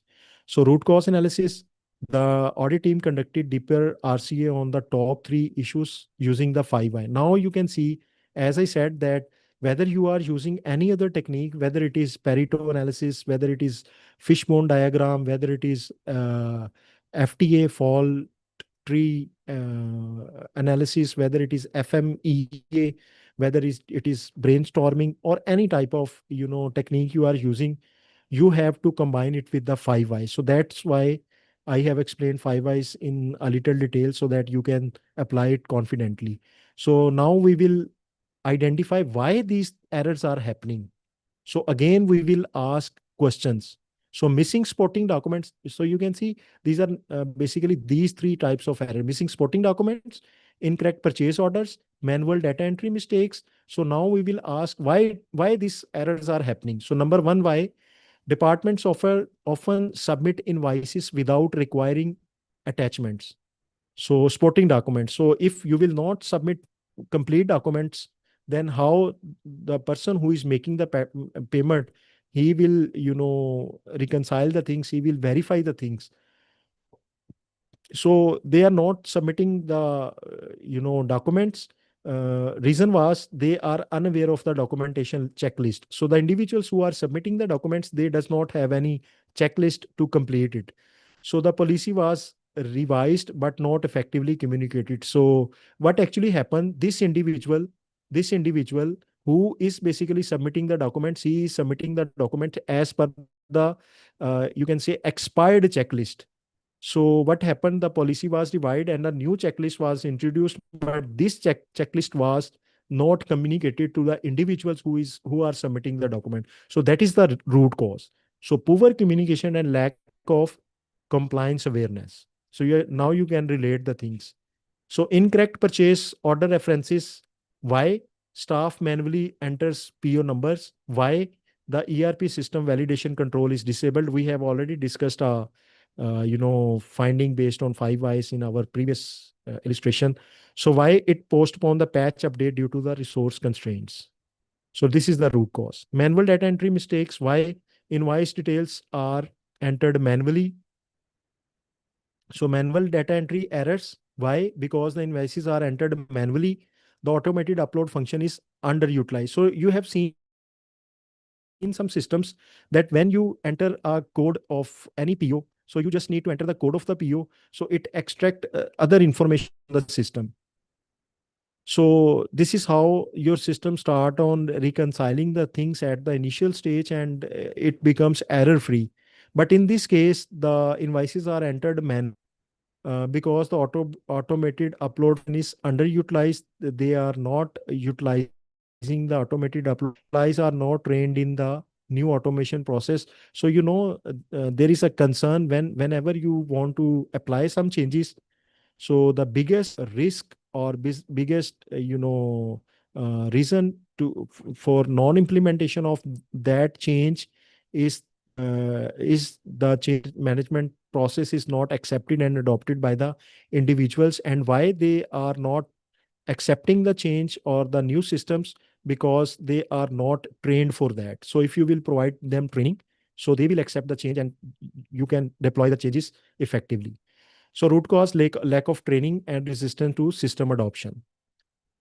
So corrective actions, these were the root causes and these were the corrective actions: conduct refresher trainings, reactive ERP validation for PO references for automation, mandatory user training and performance KPIs. So these are the responsible person, these are the timelines, and these are the outcomes, the results of this Pareto analysis and the why analysis. We have identified the root cause, we have deployed the corrective actions, and now here are the fruits for all this activity. Invoice errors reduced by 68% within two months. Processing time improved by 30%. Vendor satisfaction scores increased notably. The finance leadership used the Pareto chart as a continuous improvement dashboard. Key takeaways: Pareto analysis focus efforts on high impact areas, not just symptoms. And here from we start our session that we are not supposed to address the symptoms. We are not supposed to implement the quick fixes. Our job is to drill down the things and to identify the true cause, and then provide recommendations and the corrective actions to address that particular root cause. So combining Pareto with 5 whys turns data into actionable insights. Continuous monitoring of vital few drivers, the errors, the significant errors, delivers sustainable control improvement. RCA is not just an audit exercise, it's a strategic business tool for efficiency and accountability. So this is how we can utilize, you can say, the Pareto analysis, and it is a very, very important tool or a process through which we can identify the main causes, and then we will apply the 5 whys to drill down further to identify the further root causes and then apply the corrective actions. Then we will monitor the things, and like this we will enhance the processes of internal controls, governance, and risk management. So let me move back to my presentation slides, and I suppose that it is visible to everyone. So this is my cause and effect analysis.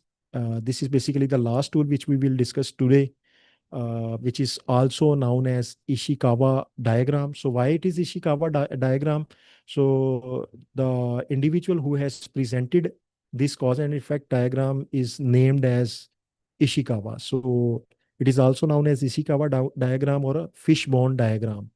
It is a powerful visual tool used to display the relationship between an effect. An effect is basically what? A problem and it causes. So basically it is a cause and effect.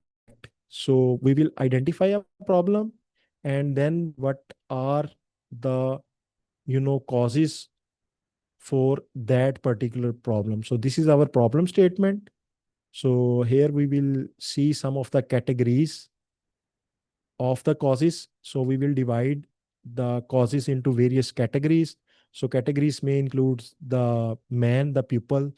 It may include the machines, the equipments, you can say. It may include the material you are using for production. It may include the methods, the processes. It may include the measurements, and it may include the environment. So sometimes it is also known as 5M and 1E technique as well. And sometimes it is also known as 6M technique. So this environment becomes mother nature. Mother nature. So environment means location, the area where the your activities are being performed. So cause and effect diagram, Ishikawa diagram, fishbone diagram, 5M, 1E diagram, 6M diagram, 6M technique. So everything is basically your fishbone diagram. So it helps to explore all possible contributing factors rather than jumping to the conclusions. So it is used to visually organize possible causes of a problem into key categories. So categories, I have already explained the categories: man, material, machine, methods, measurements, information, and environments, etc. So helping our editors and managers identify root causes and focus their corrective actions effectively. So typical top level causes. So it is not, hard rule that only these categories. So basically these are categories. So there are, 6 categories I have already mentioned. So it doesn't mean that every time you will categorize your causes into these categories, there may be certain other categories as well. So the name may be different. So mostly time it may be the causes may be due to the people, due to the machines, the equipments, materials, methods, measurements, and the mother nature. Mother nature is basically environment. So here you can see a pictorial depiction of what is a fishbone diagram and why it is known as a fishbone diagram. So you can see it is look like a fish. So here is the mouth of the fish, the tail, and these are the bones. So that's why it is a fish bone. So here you will mention you can see the problem statement, and then you will define various categories: methods, machines, people, environment, measurement, material. So all these are the categories, and every category you will basically mention the causes under each category. So I will explain you with the help of an illustration as well on my last slide. But for right now, the components of a fishbone diagram are the problem statement, which can also be known as effect. So this is effect. This portion is effect. This effect. And this portion is basically the causes. It contains causes. So that's why it is known as cause and effect diagram as well.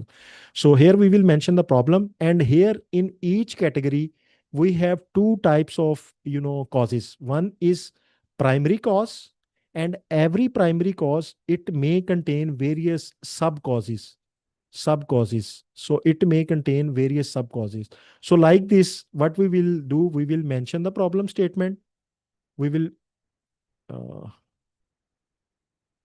mention the problem statement, and then we will generate. So let's say this is our problem statement, then this is the main bone, and here we have different bones. Those are basically categories, and every categories in every category we will mention the primary cause, and with every primary cause we will mention the sub causes. So this is how it works, and then we will see that which causes are causing the problem, and then we will prepare the corrective actions for that.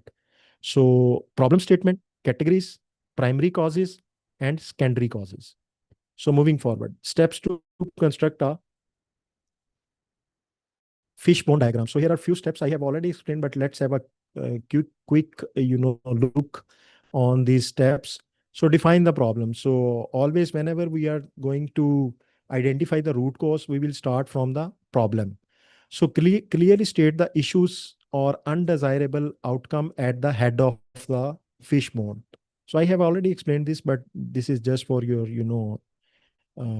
readings. So example, poor quality. So let's say we are facing poor quality. So draw the main backbone and branches, draw a horizontal line, the fish spine. So this is your problem statement. Then we will draw a spine, which is fish spine, horizontal line, leading to the problem statement, the fish statement. So it is leading toward the problem statement. Draw several diagonal branches representing major cause categories. So these are categories. So we will draw them. Then identify main causes categories. Common categories for business unit audit related problems. It may be include people, it may include machines, it may include material, methods, processes, information. So anything, it could be anything. So like pupil, human errors, lack of trainings. So pupil is the category, and in pupil category, we have a primary cause like human errors. Let's say human errors.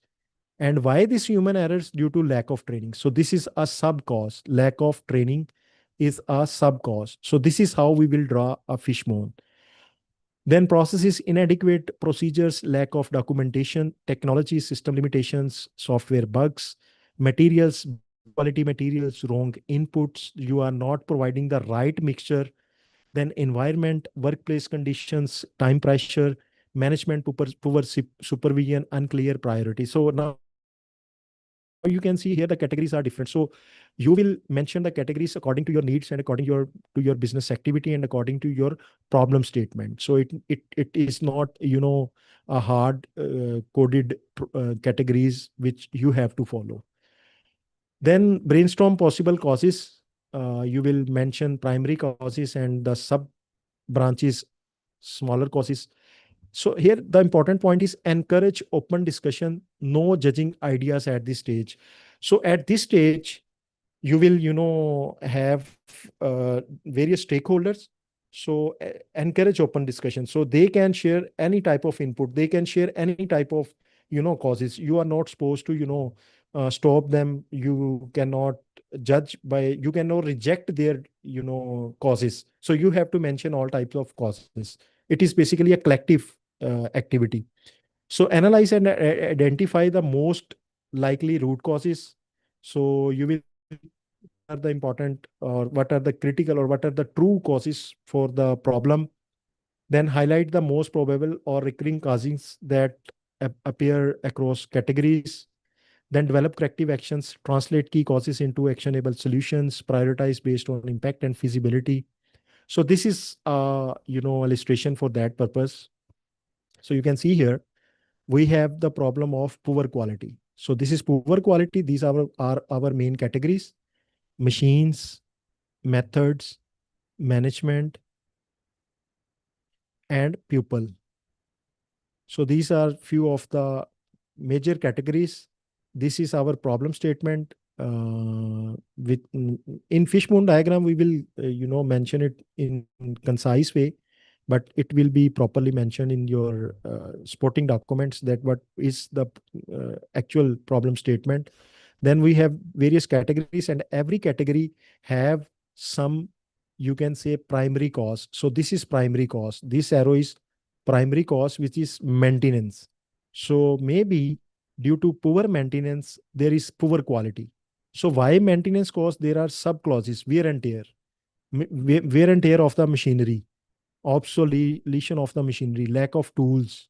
So similarly in pupil, you can see the major cause is skills. So this is the primary cause, and the sub clauses may be due to lack of training, due to non-updated qualification, fewer qualifications. Another primary, you can say, cause would be motivation, and sub causes may be lack of interest, stress, fear. So like this, you will mention all type of primary causes and associated sub clauses. So once you have prepared this picture, once you have prepared this picture, this whole picture, fishbone diagram, now it is time to see which are actually the problems creating this problem statement, which are actually the causing creating this problem statement. So let's say poor quality may be due to, your lack of trainings or the skills of the individuals. So what you will do, you will highlight these areas which are causing this poor quality. You will discuss the things with the relevant stakeholders or the process owners, and then you will identify the major causes, the primary causes. So poor quality may be due to skills, poor quality may be due to the non-maintenance of the machinery, poor quality may be due to, lack of standardized procedures. So you will identify. So let's say we have identified these three: skills, maintenance, and procedures, lack of documented procedures or the standard procedures. Okay. So now we have identified these three main causes. So what we will do, so the next step is to apply the 5 why. 5 why. My pen is not working properly. I don't know what's the issue. So I will, do the 5 why and identify the root cause for that as well, and try to take corrective action so that in future I will not face such problems. So beside that, we have identified three main reasons, and with these three main reasons, we will apply 5 whys, and by applying 5 whys, we will identify the problematic, causes, the significant causes, the real causes, so that we can create the corrective solutions, and then that problem will not happen or recur in the future. So this is how cause and effect analysis works upon. So practical tips, there are fewer, practical tips that how you can smartly use or effectively perform a root cause analysis. So maybe it is our last slide as well. So be with me. We are about to close the session. So first of all, first one is basically define the problem. So clearly state the issue in specific terms. And we have already discussed that every time we are, identifying, we are trying to conduct a root cause analysis, our problem statement should be fairly good enough. So if it is not specific, it is not measurable, it is not in neutral terms, so our whole working will be in vain. So that should be very clearly defined. Then it comes use evidences. So what we will do, we will use evidences based on the data, based on the observations, based on the evidences. We will not use assumptions. So assumptions will weaken our root cause analysis. Then involve the right people.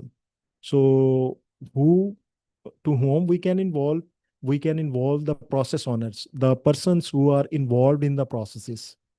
So as I mentioned, in case of, payroll delay in payroll process or the payroll disbursement to the individuals, we can involve the individuals from the finance department, we can involve individuals from the HR department, we can involve individuals from the, you can say, administration department. So involve the right people, so that will make your root cause analysis a perfect root cause analysis. Focus on system.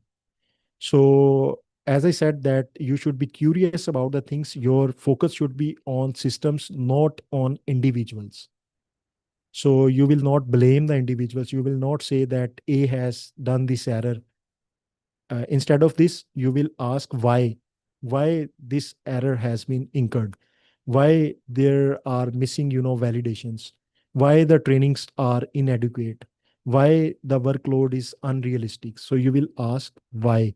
You will ask why with the help of 5 why root cause analysis. So keep, as I mentioned, that you need to, use 5 whys with all other techniques to drill down the right root causes. Then prioritize causes. So this is important. Identify the most impactful issue. So you can use the Pareto analysis, document and communicate. So this is very, very important. You should share findings and recommendations. For that purpose, you need to document the things. So if there would be any issue in the future, you can address the issue with your available documents and the procedures you have applied.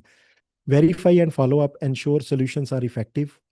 So that is mandatory. Whenever we provide some recommendations, we follow up it, we monitor it, whether we have, the solution is giving us the right outcomes or not.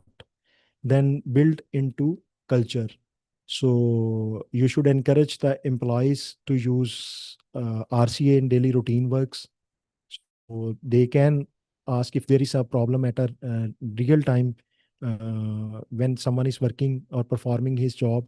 So if he can apply 5i immediately, so he can, avoid the collapse of overall system. So they can help to, proactively manage the problems and solve the problems. So this is all done from my side.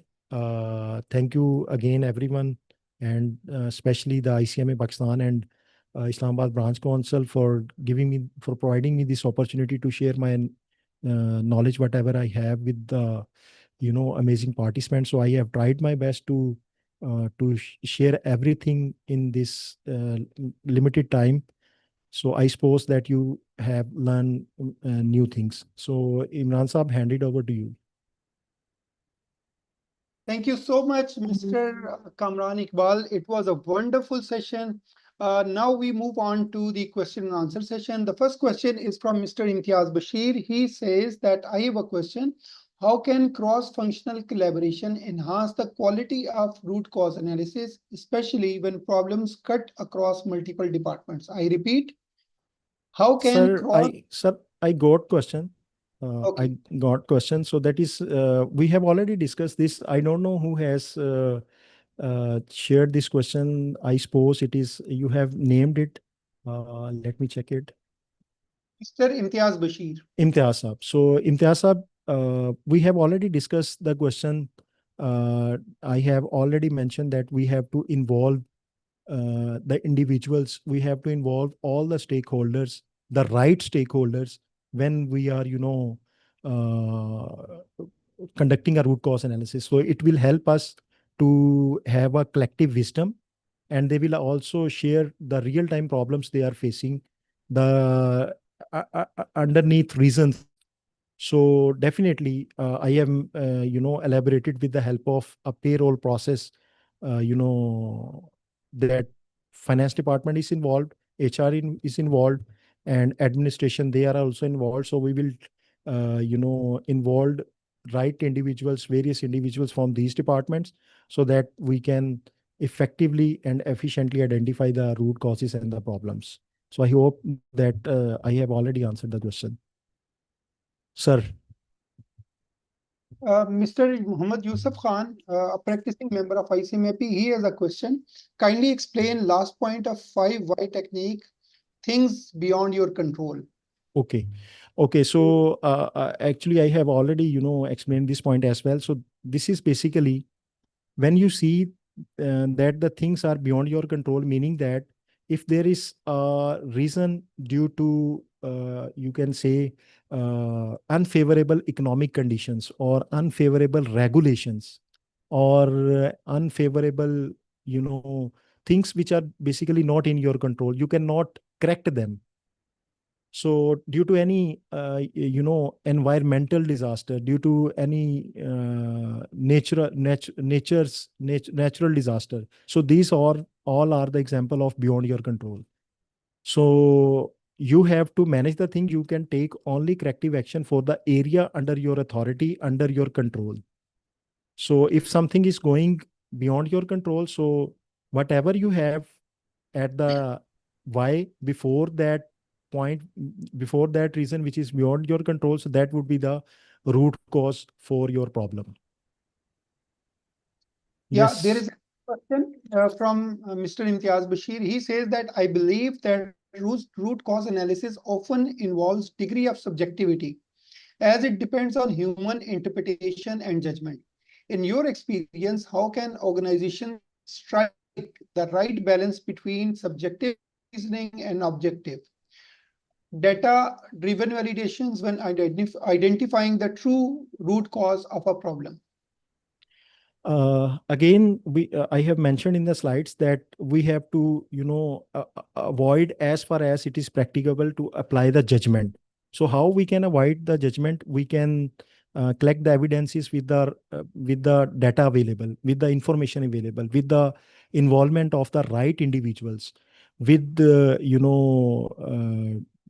digging down the actual causes. So if we will identify, we will conduct the root cause based on these factors: the individuals who are involved, the process owners, the risk owners, the data available, the information available, the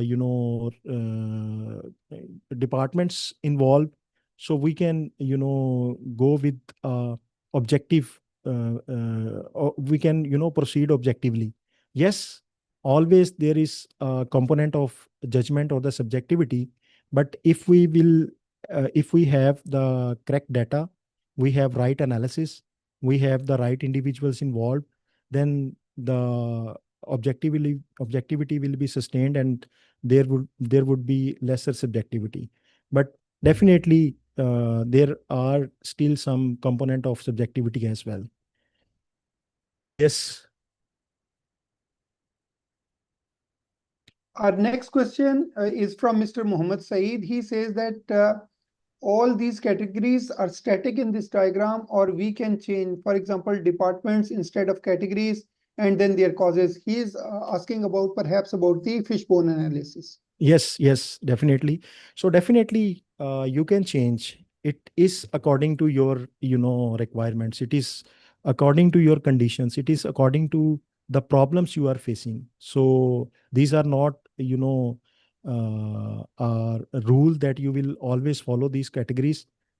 In my presentation, there were, different categories in one slide, and in the second slides, the category was different. So I suppose that my screen is visible to everyone. So let me show you again. My screen is visible still to everyone. Yes, Still it is my visible. screen. Yes. So you can see here the categories are people, process, technology, material, environment. So here we have technology. We can also add information.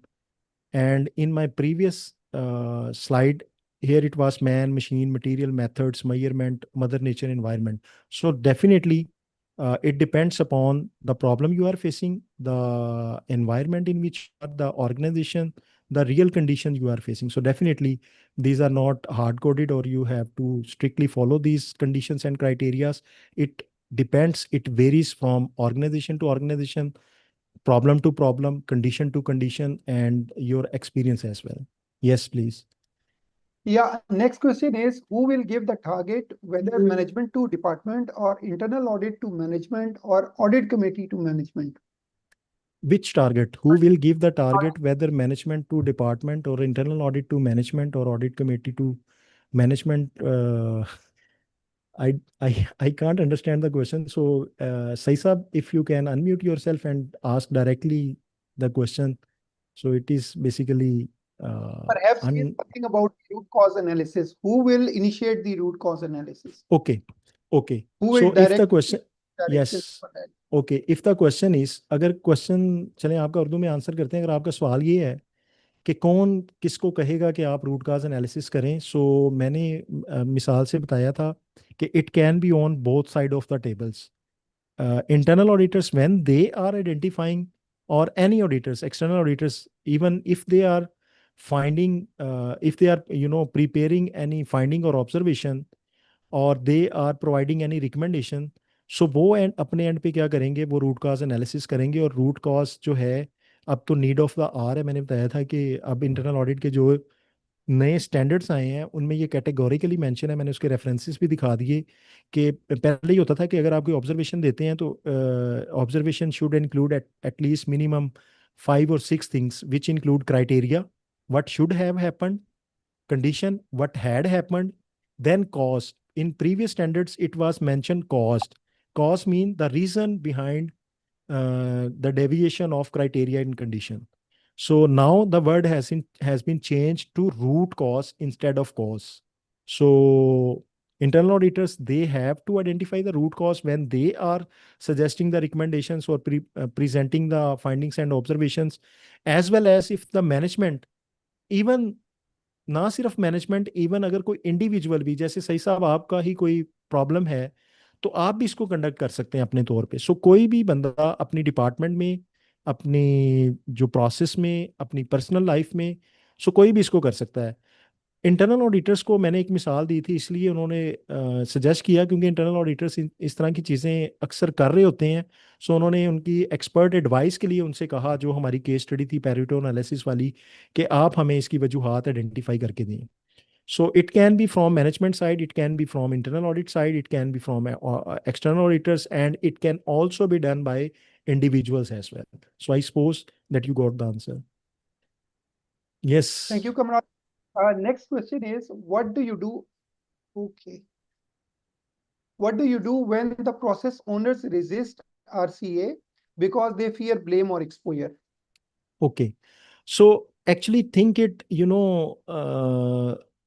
opposite opposite to this. आप basically ये कह रहे हैं कि what do you do when the process owners resist RCA because they fear blame or exposure? So मैंने ये कहा था कि आपकी जो मैंने एक क्वालिटी बताई थी, एट्रीब्यूट बताया था, जो कि एक इफेक्टिव प्रॉब्लम सॉल्वर में होना चाहिए, वो ये था कि you should have curiosity. Curiosity means you should not ask, you will not blame the pupils, the individuals, you will ask why. So you need to आपको उनको बताना चाहिए कि अल्टीमेटली इससे आपका फायदा है। हम तो इंडिविजुअल्स को ब्लेम कर ही नहीं रहे, हम तो प्रोसेस को ठीक कर रहे हैं, हम तो रूट कॉज रीजन जानना चाह रहे हैं जो कि इस सारे सिनेरियो के पीछे है। सो अल्टीमेटली इससे क्या होगा, इससे आपका जो प्रोसेस है वो स्ट्रीमलाइन होंगे, वैल्यू एडिशन होगी, आपकी एक्टिविटी स्मूथ लाइन हो जाएंगी। सो अगर आप इस तरह किसी को बताते हैं, किसी को भी बताते हैं, नॉर्मली इंटरनल ऑडिटर्स वो कहते हैं कि जी, या एक्सटर्नल ऑडिटर्स ये कहते हैं जी हमें रिकॉर्ड टाइम पे नहीं मिलता। मैं ये कहता हूँ कि आपको इसलिए टाइम पे नहीं मिलता कि आपकी अप्रोच डिफरेंट होती है। आप जो है वो मतलब अगले बंदे को ये एक्नॉलेज ही नहीं करवाते कि इससे अल्टीमेटली फ़ायदा आपका है। जब आप ये कहते हैं तो आपको सारा रिकॉर्ड भी मिलता है, आपको वो असिस्ट भी करते हैं, हेल्प भी करते हैं, लेकिन अगले को उसका फ़ायदा बताएं तो। सो आज की ट्रेनिंग के बाद आपको ये पता चला कि रूट काज में हम तो इंडिविजुअल्स को ब्लेम करते नहीं है, we are not suppose to blame the individuals, we are going to identify the real causes behind any problem, so that we can provide the corrective actions, and ultimately the processes can be improved. So this is how you can manage the things. Yes. Next question is from Madiha, and she says that in fishbone analysis, how can we handle interdependencies between causes that appear under different categories? Sometimes causes can be vague using fishbone. Are there any tools available to make these analyses? Yes, there are, various tools are available in the market. You can use Excel, but that is a lengthy process to do a root cause, particularly a fishbone diagram in the Excel. There are certain other ways. So let me show you that how you can perform the same root cause analysis in the Excel. So I will try if I will be able to prepare the, the template I will share with the Imran Saab. So you can do the root cause analysis, the fishbone diagram analysis in this way in Excel. So like you will mention the, on the top row. So let's say this is the top row. And in this top row, you will mention various categories. So like man, in column 1, this is man. Then in column 2, material. Then in column 3, you can mention machine and up to so on. So these are your categories, and in these categories you will mention various, primary causes. So this is primary cause number 1, this is primary cause number 2, this is primary cause number 3. So in this primary cause, you can also mention the sub cause number 1, the sub cause number 2. My pen is not working. Sub cause number 2, and similarly for this one. So you can do like this in Excel, but there is a application available which is a licensed application, which is basically Minitab. So that is very useful for conducting various root cause analysis. So if you can afford, you can go with the Minitab. That is very helpful, very easy to use. It will help you to identify the interconnections and the interdependencies as well. But if you have limited resources, so you can go in this way as I have shown you by using the Excel. So you can do either way. Yes. Any other question, please? Yeah, there are many questions still to go. Mr. Yes. Matar Mahmood asked that why we stop moving ahead when problem lies outside. All systematic problems are not beyond the management control. For example, problem created by an external stakeholder, for example, contractor, lender, or any other person from community. Why do we stop over there? So sir ने खुद ही इसमें जवाब दे दिया। मजर साहब हमारे बड़े senior member हैं, उन्होंने खुद ही इसमें जवाब सर आपने खुद ही दे दिया है। देखें, आप ये कह रहे हैं कि all systematic problems are not beyond the management control. So अगर वो मैनेजमेंट के कंट्रोल से बाहर नहीं है तो फिर तो इसका मतलब आपके कंट्रोल में है, सो आप इसको कंटिन्यू करेंगे, आप स्टॉप नहीं करेंगे। लेकिन ऐसा कहीं पे जाके होता है कि वो आपके कंट्रोल से बाहर है, so then you have to stop there. Yes.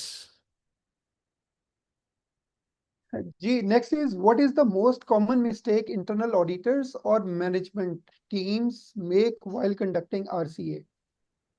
Okay.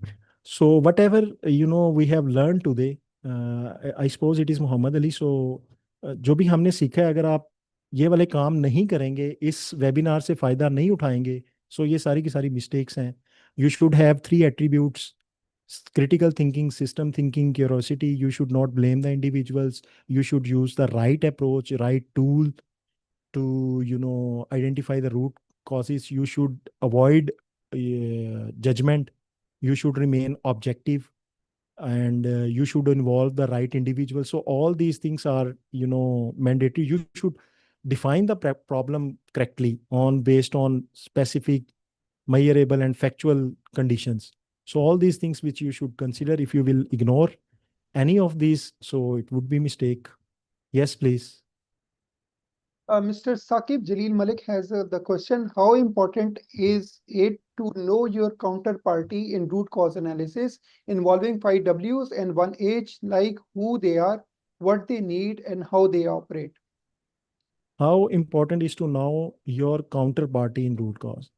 So counterparty is basically, it is very straightforward, the process with which the problem is associated. So again, related with the example of my payroll process or the vendor payments, delay in vendor payments. So what could be the reasons? What could be the party? So let's say delay in vendor payments. So parties may involve your finance department. It may involve your, procurement department. It may include your inventory department. It may include your security department. So all these departments are basically the counterparties in root cause analysis, because they have some, interconnections. They have some role in vendor payments. So these are the parties. Yes. Sir, are you there? My voice is reaching to everyone, please. I don't know. I have answered the question, but Yeah, the next question is, how do you convert RCA findings into actions that actually prevent recurrence, not just recommendations on paper? A question by Mr. Muhammad Ali. yes, again, Muhammad Ali, it is very straightforward. If you have identified the right causes, so that's why it is included in the new standards of internal audit, that you have to mention the root cause, not only the cause. You are not supposed to address the symptoms. You have to address the real cause behind the scene.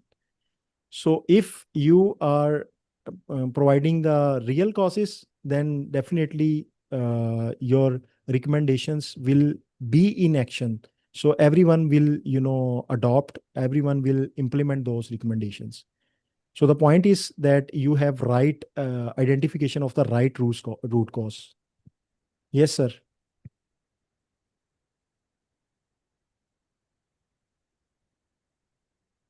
Ji, next is, can an interrogator do good root cause analysis and solve problems? No, it doesn't mean whether you are an interrogator, whether you are an individual from management side, from internal audit side. It doesn't mean that anyone from a particular department will make a difference. How you will make the difference? If you have proper trainings, if you have proper skills, if you have right aptitude, if you have right, you are aware of the right processes, if you have involved the right individuals, if you are following the correct method, then anyone from any profession, they can be a good problem solver. Yes, please.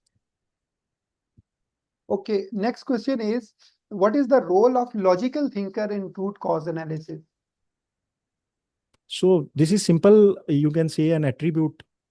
Everyone should be a logical thinker. So definitely, if you are a logical thinker, which is another name of critical thinker, you can say.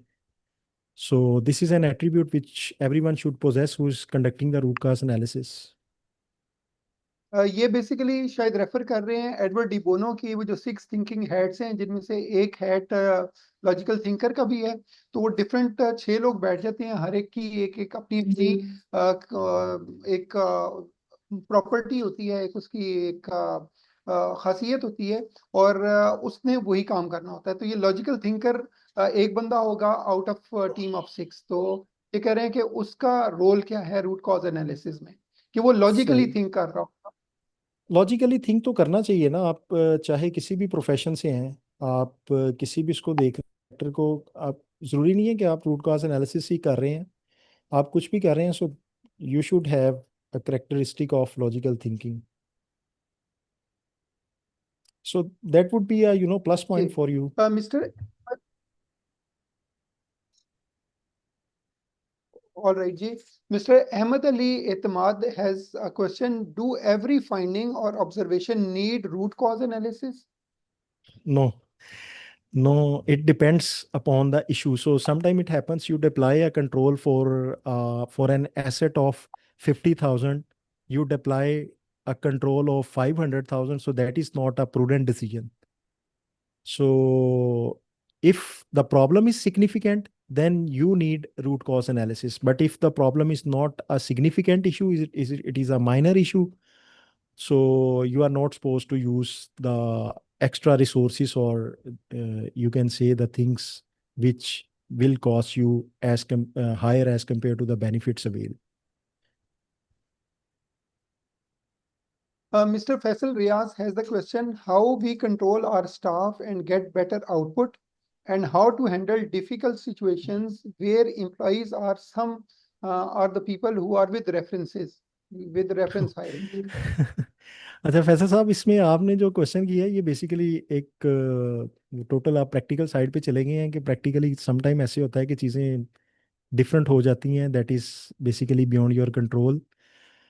सो इसमें मैं क्या कह सकता हूँ, देखें, मैं आपको सिर्फ एक ही मशवरा दूंगा, एक ही एडवाइस करूंगा। वो ये एडवाइस है कि कोई भी प्रोफेशन है आपका, किसी भी फील्ड में है, नॉर्मली हम लोग इंटरनल ऑडिटर्स हैं, हम लोगों को इस तरह के बहुत सारे इश्यूज फेस करना पड़ते हैं ऑडिटर्स को। Nobody like auditors, but still we have to manage the things, we have to do our job.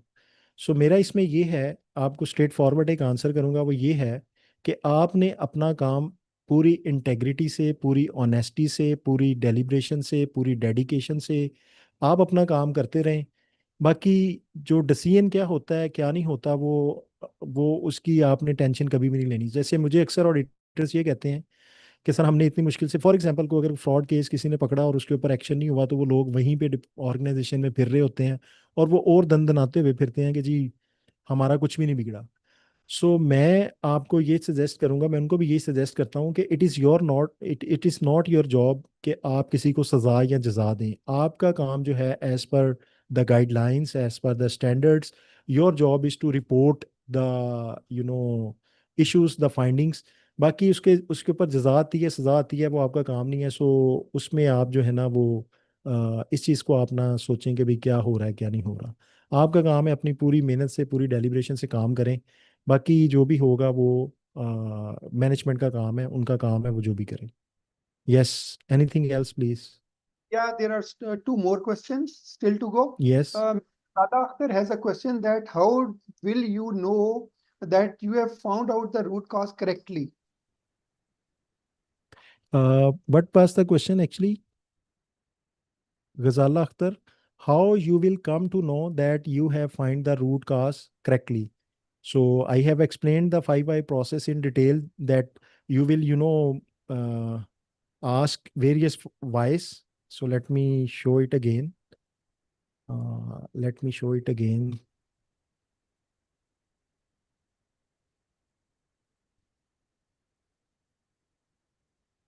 I suppose my PDF is visible to everyone. Imran sir? Yes, it is visible, ji. Yes.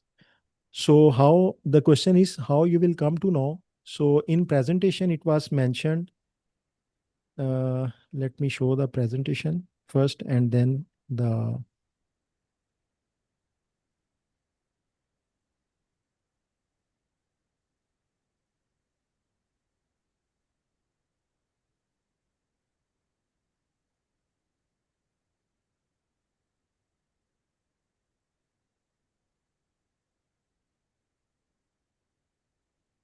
Mm,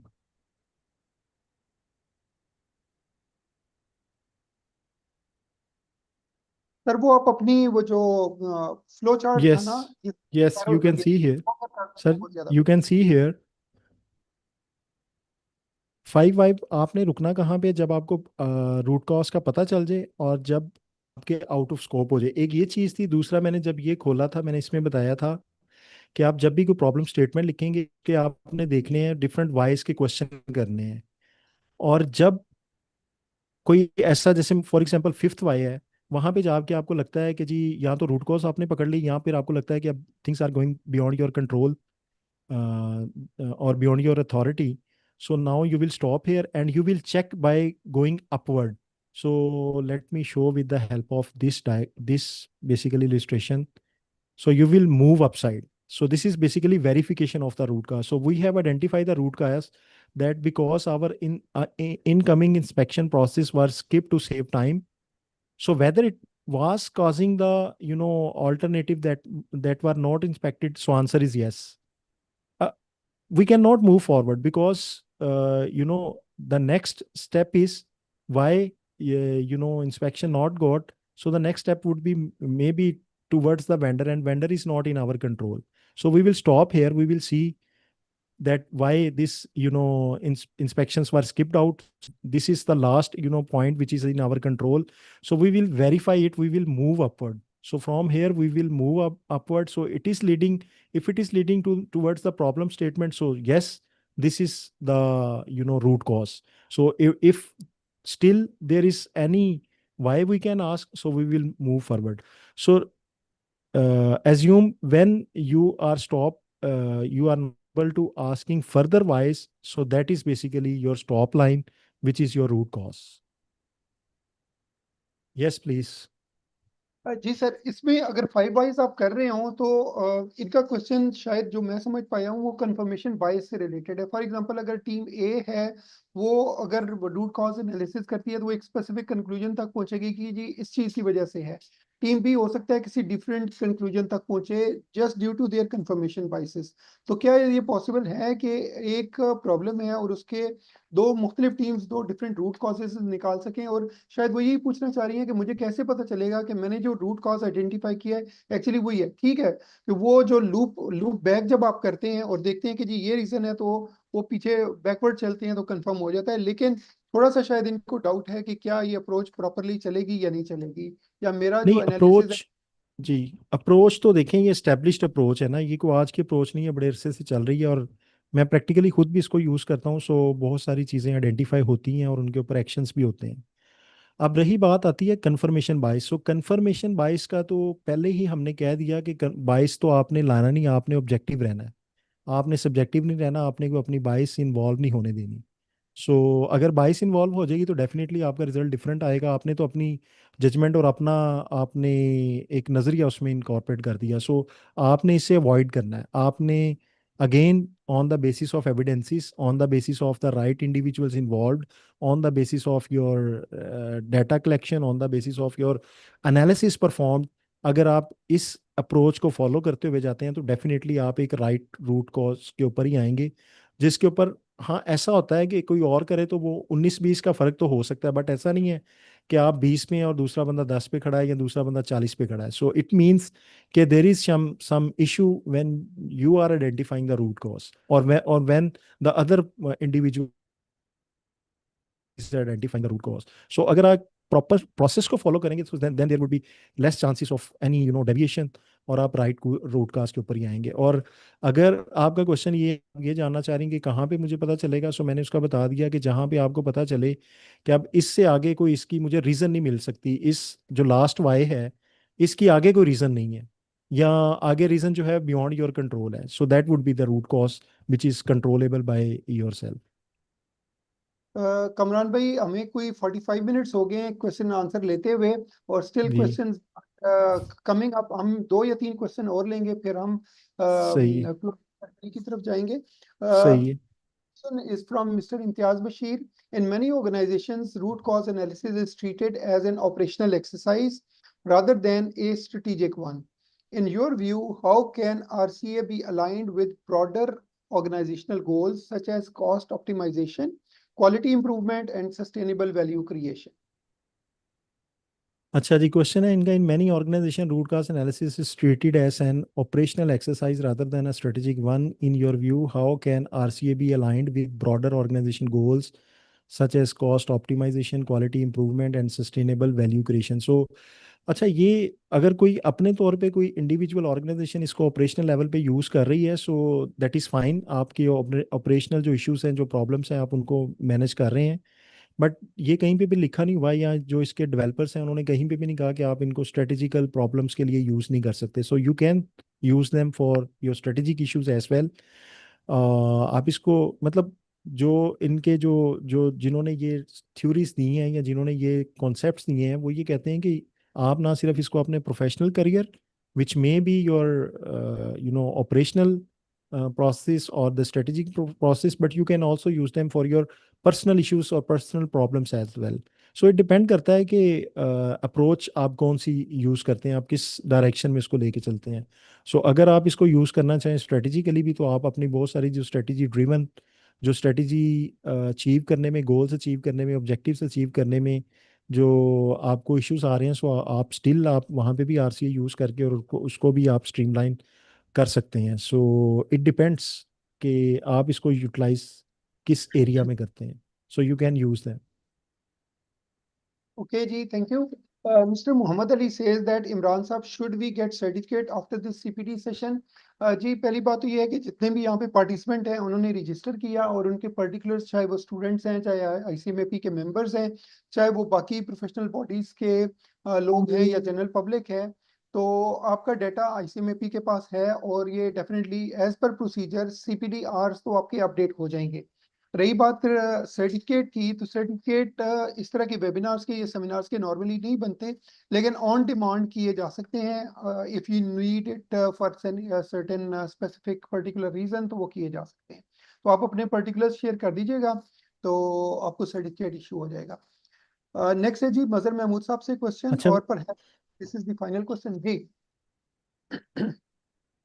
अच्छा sir, मैं ये कहूँगा कि देखें, जिन लोगों ने तो full session attend किया है, सो मेरा ख्याल है उनको ये जाने चाहिए सर्टिफिकेट, क्योंकि बहुत सारे लोग आईसीएमए के मेंबर नहीं होंगे, बहुत सारे लोग अदर बॉडीज़ के भी होंगे। तो मेरा ख्याल आईसीएमए मेंबर का तो ये है ना कि जो मेंबरशिप आईडी है उससे अपग्रेड हो जाएगा स्टेटस। लेकिन जो लोग अदर देन दोस्त हैं या कुछ फॉरेनर हमारे साथ कुछ फ्रेंड्स थे, सो मेरा ख्याल है सर्टिफिकेट अगर कोई ईमेल आपको करता है, कोई प्रोसेस होना चाहिए जिससे उनको जाना चाहिए, क्योंकि ये अल्टीमेटली ये भी एक आप समझ लें कि एक मोटिवेशन है, एक सेंस ऑफ अचीवमेंट है, लोग इसको एंजॉय करते हैं। सो आई सपोज कि it should be the certificate be issued. अच्छा, एक और चीज़ मैं पूछना चाहूँगा, शफीक साहब हैं हमारे साथ सर? शफीक साहब है, और ये रिकॉर्डिंग भी चल रही है, और ये यूट्यूब लाइव के ऊपर है, और फेसबुक लाइव के ऊपर भी है, तो इसकी रिकॉर्डिंग भी अच्छा मिल गई। अच्छा, शफीक साहब, मैं रिकमेंड करूंगा, still we have most of the people they have left the meeting, but still we have 63, that is a good number. So Shafiq साहब, अगर आप मुझे सुन रहे हैं, जी जी। सो मैं आपसे एक रिक्वेस्ट करूंगा। वो रिक्वेस्ट ये होगी, हमें ये बताइएगा ये लाइव चल रहा है, फेसबुक पे चल रहा है और कहाँ पे चल रहा सर ये है? फेसबुक पे, यूट्यूब पे और लिंक्डइन पे, तीनों पे है। अच्छा, मैं आपसे रिकमेंड करूंगा कि आप लिंक्डइन का, अगर जो जहाँ पे ये लाइव चल रहा है, अगर आप कर जी जी सकते हैं सर। तो यहाँ पे उसका लिंक शेयर करें, ताकि ये लोग अपना ना हमें रियल टाइम एक फीडबैक भी दें, जिससे कि आईसीएमए की भी एक वो सर विजिबिलिटी। मैं मैं वो होगी जो ना और इमरान साहब के लोग। साथ शेयर कर लेता हूँ, वो फिर आपके साथ शेयर कर देंगे, आप वहाँ पे हाँ, मेंशन कर दीजिएगा उसको अपने किसी स्लाइड वगैरह पे। नहीं मैं अच्छा नहीं, लिंक आप चैट में नहीं शेयर कर सकते कहीं क्वेश्चन एंड आंसर सर में कहीं चैट चैट में? सर चैट में जो ना वो सबको नहीं जाता। अच्छा, अगर सबको भेजना हो तो हम कैसे भेज सकते हैं? सर वही है कि कोई आप वो उसका अपनी स्लाइड वगैरह पे कहीं डाल दें तो वो वहाँ से। वहां पे तो फिर इनको क्लिक करना नहीं ना होगा, क्लिक नहीं हो सकेगा। अगर क्लिक हो जाए तो वो फिर सर एक मैं अच्छा वैसे होता है कि डालता हूँ, सभी। मैं वैसे भी डाल देता हूँ। और हाँ जी, फेसबुक का तो मैंने सर जो जिसने रिकॉर्डिंग मांगी तो उसको उनको तो मैंने रख दिया है, डाल दी है उनकी। सही सही सही, ये चलें स्पीक अगर अप हो सक। Q&A में डाल दें। हाँ इसके जी, डाल अंदर देता हूँ। मेरा ख्याल है ये क्वेश्चन जो है ना ये कॉपीएबल है, तो अगर आप हाँ इधर जी। लिंक भी वो कॉपी हो जाएगा, इसको कर लेंगे। जी सर सो मैंने ये जी, सबके साथ शेयर कर लेता हूँ, वो फिर आपके साथ शेयर कर देंगे, आप वहाँ पे मेंशन कर दीजिएगा उसको अपने किसी स्लाइड वगैरह पे। ये Q&A में कैसे डाल सकते हैं? मैं कोशिश कर रहा हूँ इसमें, मुझे तो कोई नज़र नहीं आ रहा बॉक्स। लोगों के इन सब के क्वेश्चंस आ रहे हैं बट आई कैन नॉट मैं और ऐड। आप आंसर हैं, और इसलिए हम क्वेश्चन नहीं कर सकते, हमारा डिसेबल्ड है। तो डेफिनेटली सही स्पीक है, साहब उसके अंदर इन कर देंगे, कॉपी पेस्ट कर लेंगे, और वहां से लोग अपनी जो है ना एड्रेस बार के अंदर पेस्ट कर देंगे और वहां से फॉलो चलें कर लेंगे। चलें। ये एक छोटी सी अनाउंसमेंट है जी। ये देखें, ये जो सेमिनार्स होते हैं, ये जो सेशंस होते हैं, इन पे काफ़ी एफर्ट लगती हैं। इमरान साहब ने तकरीबन कोई, मेरा ख्याल 1 माह हो गया इससे वो इंटैक्ट है मेरे साथ इन सब चीज़ों को, इस सेशन को अरेंज करने में। सो बहुत सारी एफर्ट्स इसमें लगती हैं। जो आप लोगों का पॉइंट है वो मैंने कह दिया कि जी सर्टिफिकेट होने चाहिए। सो होपफुली जो लोग ईमेल्स वगैरह करेंगे उनको सर्टिफिकेट्स मिल जाएंगे सॉफ्ट में। अब आप लोगों की भी एक जिम्मेदारी है कि हमने ये सेशन अरेंज किया, इस पे एफर्ट्स लगती हैं, टाइम्स लगता है। सो आपने थोड़ा सा आईसीएमए का ये है कि आईसीएमए को आपने, चूंकि आईसीएमए के प्लेटफॉर्म से हम कर रहे हैं, सो आपने अपना फीडबैक लाजमी देना है। सो मैं स्ट्रांगली रिकमेंड करूंगा कि अपना फीडबैक शेयर कीजिएगा। उससे फ़ायदा ये होता है, एक तो आईसीएमए को विजिबिलिटी मिलती है, और दूसरा इसका प्लस पॉइंट ये होता है कि बहुत सारे लोग जो और भी इस तरह के सेमिनार्स या वेबिनार्स जिनको पता नहीं है होते हैं, वो लोग भी फ्यूचर में फिर उनको भी एक लिंक बन जाता है, एक उनको पता चल जाता है कि इस तरह के फ्री वेबिनार्स होते हैं। So they will also learn new things and you know apply the skills learned from these type of webinars। so उनको भी एक रास्ता मिल जाता है। सो ये आपने अपनी रिस्पॉन्सिबिलिटी पूरी करनी है। मैं ये उम्मीद करूंगा कि आप लोग जो है ना वो सारे के सारे वहाँ पे अपना फीडबैक वगैरह देंगे। सो आई सपोज कि अभी थोड़ी देर में शफीक साहब शेयर कर देंगे लिंक, और उस लिंक के ऊपर आपने लाजमी अपना फीडबैक बैक देना है। उसके फ़ायदे मैंने बता दिए हैं। हमें कोई नहीं उससे चाहिए, मुझे कुछ नहीं उससे चाहिए, कोई मुझे कोई प्रमोशन नहीं चाहिए। अल्हम्दुलिल्लाह, अल्लाह पाक का शुक्र है, मैं पूरी ईमानदारी से काम करता हूँ, अपना सेशन भी पूरी ईमानदारी से करवाया। सो दैट इज़ माई विन। आप में से कोई भी लोग अगर इस चीज़ को यूटिलाइज करेंगे अपनी प्रोफेशनल लाइफ में, सो मेरे लिए मेरी वैल्यू फॉर टाइम जो है वो this is only which I required. But for other लोग, जो बाकी लोग हैं वो इसको सीखें, बाकी लोगों को भी इसकी एक्सेस फ्यूचर में मिले, बाकी लोगों को भी इन चीज़ों का पता चले। और आईसीएमए जिसका कि हम पार्ट हैं, जिसका राइट है कि उन्होंने ये सारा प्लेटफॉर्म अरेंज किया, मामला किया। इमरान साहब हैं, शफीक साहब हैं, काजी साहब थे हमारे साथ, वो कोई मीटिंग थी उनको जाना पड़ा, फिर बाकी भी लोग हैं। सो सबका कुछ ना कुछ इस पे आप लोगों की तरफ एक आप लोगों की एक रिस्पॉन्सिबिलिटी है कि आप उसको शेयर कीजिएगा। आई होप सो कि आप लोग करेंगे इसको। ले sir. Thank you so much Kamran भाई। अच्छा, मैं एक चीज़ ऐड करना चाहूँगा। अल्हम्दुलिल्लाह ये technical support and practice development committee of Islamabad branch council, इसकी एक बड़ी अच्छी काविश थी।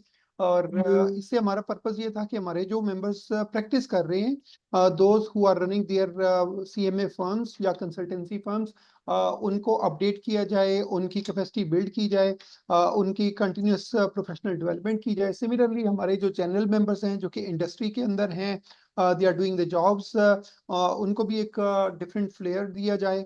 तो अल्हम्दुलिल्लाह we have a good database of ICMAP members just like mister Kamran Iqbal. तो ये एक अच्छी हमारी फर्स्ट एफर्ट थी technical support committee of Islamabad branch council की। तो मैं आप लोगों से रिक्वेस्ट करूंगा कि आपके जहन में कोई और टॉपिक्स हैं जिनके ऊपर हम अपने प्रैक्टिसिंग मेंबर्स की और जनरल मेंबर्स की कैपेसिटी बिल्ड कर सकें फर्दर। जो इन डिमांड स्किल्स हैं, इन डिमांड नॉलेज है, वो आप इधर Q&A में मेंशन कर सकते हैं। हम उसको कॉपी कर लेंगे और उसको देख लेंगे, डेलिब्रेट कर लेंगे कि नेक्स्ट जो अपकमिंग वेबिनार्स होंगे वो हम उन टॉपिक्स के ऊपर कर लेंगे। नंबर 1। नंबर 2, एक और हम वेबिनार हमने लॉन्च किया हुआ है, वो है रिकॉर्डिंग दी वे फॉरवर्ड और फ्यूचर करियर जो पाथ्स हैं आफ्टर CMAs, उसका फ्लायर भी ICMAP की वेबसाइट के ऊपर अपलोडेड है। वो हम कारपोरेट रिलेशंस कमेटी की तरफ से कर रहे हैं। तो आप लोग अपने सजेशन जरूर दे दें Q&A के अंदर, जिन जिन टॉपिक्स के ऊपर आपको वेबिनार की रिक्वायरमेंट है। और दूसरा, नाउ आई रियली अप्रिशिएट जी कमरान भाई, लेकिन मेरी तरफ से अल्हम्दुलिल्लाह I work as chairman of Islamabad branch council for 1 year and 4 months। और चूंकि ये दुनिया का मामला चलते हैं और सक्सेशन प्लानिंग होनी चाहिए, तो अल्हम्दुलिल्लाह मैंने जो चेयरमैन इस्लामाबाद ब्रांच काउंसिल का रोल है वो एक बहुत ही हार्ड वर्किंग और लर्नेड आदमी की हैंड ओवर किया है ऑन 3rd of October। तो अब हम उनसे भी कुछ सुनना चाहेंगे। तो जो हमारी क्लोजिंग सेरेमनी है वो मिस्टर मोहम्मद रिजवान अरशद साहब करेंगे। ही इज माय सक्सेसर, मैंने इनको चार्ज दिया है। He is right now the chairman of Islamabad branch council. So we move on to mister Rizwan Arshad for his concluding remarks. और by the time Rizwan Arshad साहब अपने कंक्लूडिंग रिमार्क्स देते हैं, आप लोग अपनी अगर सजेशंस हैं कोई फ्यूचर इवेंट्स के लिए, कोई टॉपिक्स जिनके ऊपर आप देखना चाहेंगे, तो you can put those in Q&A। तो भी हम वहां से कॉपी कर लेंगे और अकॉर्डिंगली लॉन्च करने की कोशिश करेंगे। तो over to you mister Mohammad Rizwan Arshad. और आप मेरी तरफ से, मैंने कमरान भाई का तो शुक्रिया नहीं अदा किया, तो डेफिनेटली चेयरमैन साहब की जुबान से अगर कमरान भाई का शुक्रिया होगा तो दैट वुड बी वंडरफुल जी। Over to you mister Rizwan Arshad. Thank you Imran साहब। बिस्मिल्लाहिर्रहमानिर्रहीम। ऑनरेबल मोहम्मद इमरान साहब, chairman TSPD committee, Kamran Iqbal साहब, और respected speaker and distinguished learner speaker Qazi Abdul Hafeez साहब, एंड ऑल पार्टिसिपेंट, अस्सलाम वालेकुम। It is my great pleasure कि मैं इस सेशन के ऊपर वोट ऑफ थैंक्स कर रहा हूँ, कंक्लूडिंग रिमार्क्स दे रहा हूँ। आज के सेशन में एक चीज ने मुझे बड़ा अट्रैक्ट किया कि नंबर ऑफ पार्टिसिपेशन बड़ी जबरदस्त थी। At one time I have observe that it cross 90+। तो ये एक इमरान साहब और कामरान साहब, आप दोनों के लिए एक बड़ी एक अप्रिसिएशन भी है कि आपकी इस एफर्ट को ना सिर्फ रिकग्नाइज किया गया बल्कि एक्नॉलेज भी किया जा रहा है, और मेंबर्स ने इसको पार्टिसिपेट करके प्रैक्टिकली एक्नॉलेज कर दिया है। तो माय सिंसियर लाउड पार्टिसिपेशन और आपके लिए अप्रिसिएशन कामरान साहब के लिए और इमरान साहब के लिए कि आपने इस बड़े इंपॉर्टेंट टॉपिक के ऊपर ये सेशन कराया। तो on behalf of Islamabad branch council I am thankful to all participants कि उन्होंने अपना वैल्यूएबल टाइम निकाला और इस सेशन में पार्टिसिपेट किया।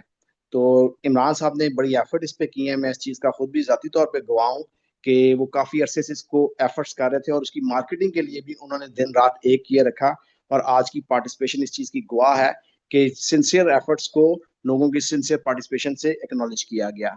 तो इस वजह से मैंने भी तमाम सेशन को पूरा 3 घंटे इसको अटेंड किया। तो मुझे तमाम सेशन में I have enjoyed a lot.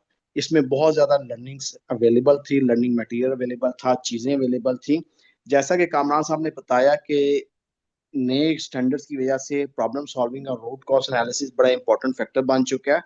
और जिस तरह उन्होंने इसको हमें हमारे कंक्लूड किया, हमें एलोबरेट किया, और जिस तरह इस प्रोसेस को लेके चले, तो ना सिर्फ उसकी प्रैक्टिकल इंपॉर्टेंस पता चली बल्कि उसका ये भी पता चला कि हम इसको अपनी ज़ाती लाइफ में भी अप्लाई कर सकते हैं। मगर मेरे ख्याल से कामरान साहब एक डिस्क्लेमर नहीं दे सके, तो मैं चाहूंगा कि एक डिस्क्लेमर दे दें कि पर्सनल लाइफ में घर जाके आपने इसको इमीडिएटली अप्लाई नहीं करना, इसको विद द प्रैक्टिस आपने अप्लाई करना ताकि इसके अच्छे रिजल्ट्स आ सके और इसको हम पॉजिटिव वे में आगे लेके चल सके। ये ना हो कि हम इसको नेगेटिव वे में लेके चल सके। मैं ICMA की मैनेजमेंट का भी यहाँ बड़ा शुक्रगुजार हूँ कि उन्होंने इस सेशन को बड़ा अच्छा अरेंज किया, और मेरे ख्याल से तमाम लोगों ने 3 घंटे से इसमें पार्टिसिपेट कर रहे हैं, और एट द एंड मेरे ख्याल से मुझे ज़्यादा टाइम नहीं लेना चाहिए। और ये सेशन भी हमने टाइम पे स्टार्ट किया, और हम मेरे ख्याल से कोशिश करते हैं कि इसको टाइम पे कंक्लूड कर दें।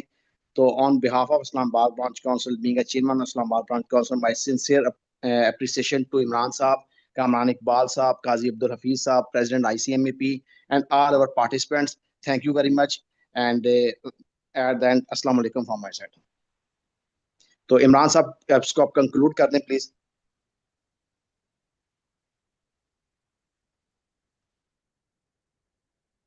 for a wonderful conclusion. So अल्लाह ताला से दुआ है कि हमें इसी तरह से नॉलेज तकसीम करने की और अच्छे से अच्छे ट्रेनर्स को लाने की तौफीक दे। वंस अगेन कामरान इकबाल साहब का भी शुक्रिया, और आप सब ICMAP के मेंबर्स का, स्टूडेंट्स का भी शुक्रिया, और बाकी जो भी पार्टिसिपेंट्स हैं उनका भी शुक्रिया जी। So we conclude over here ji.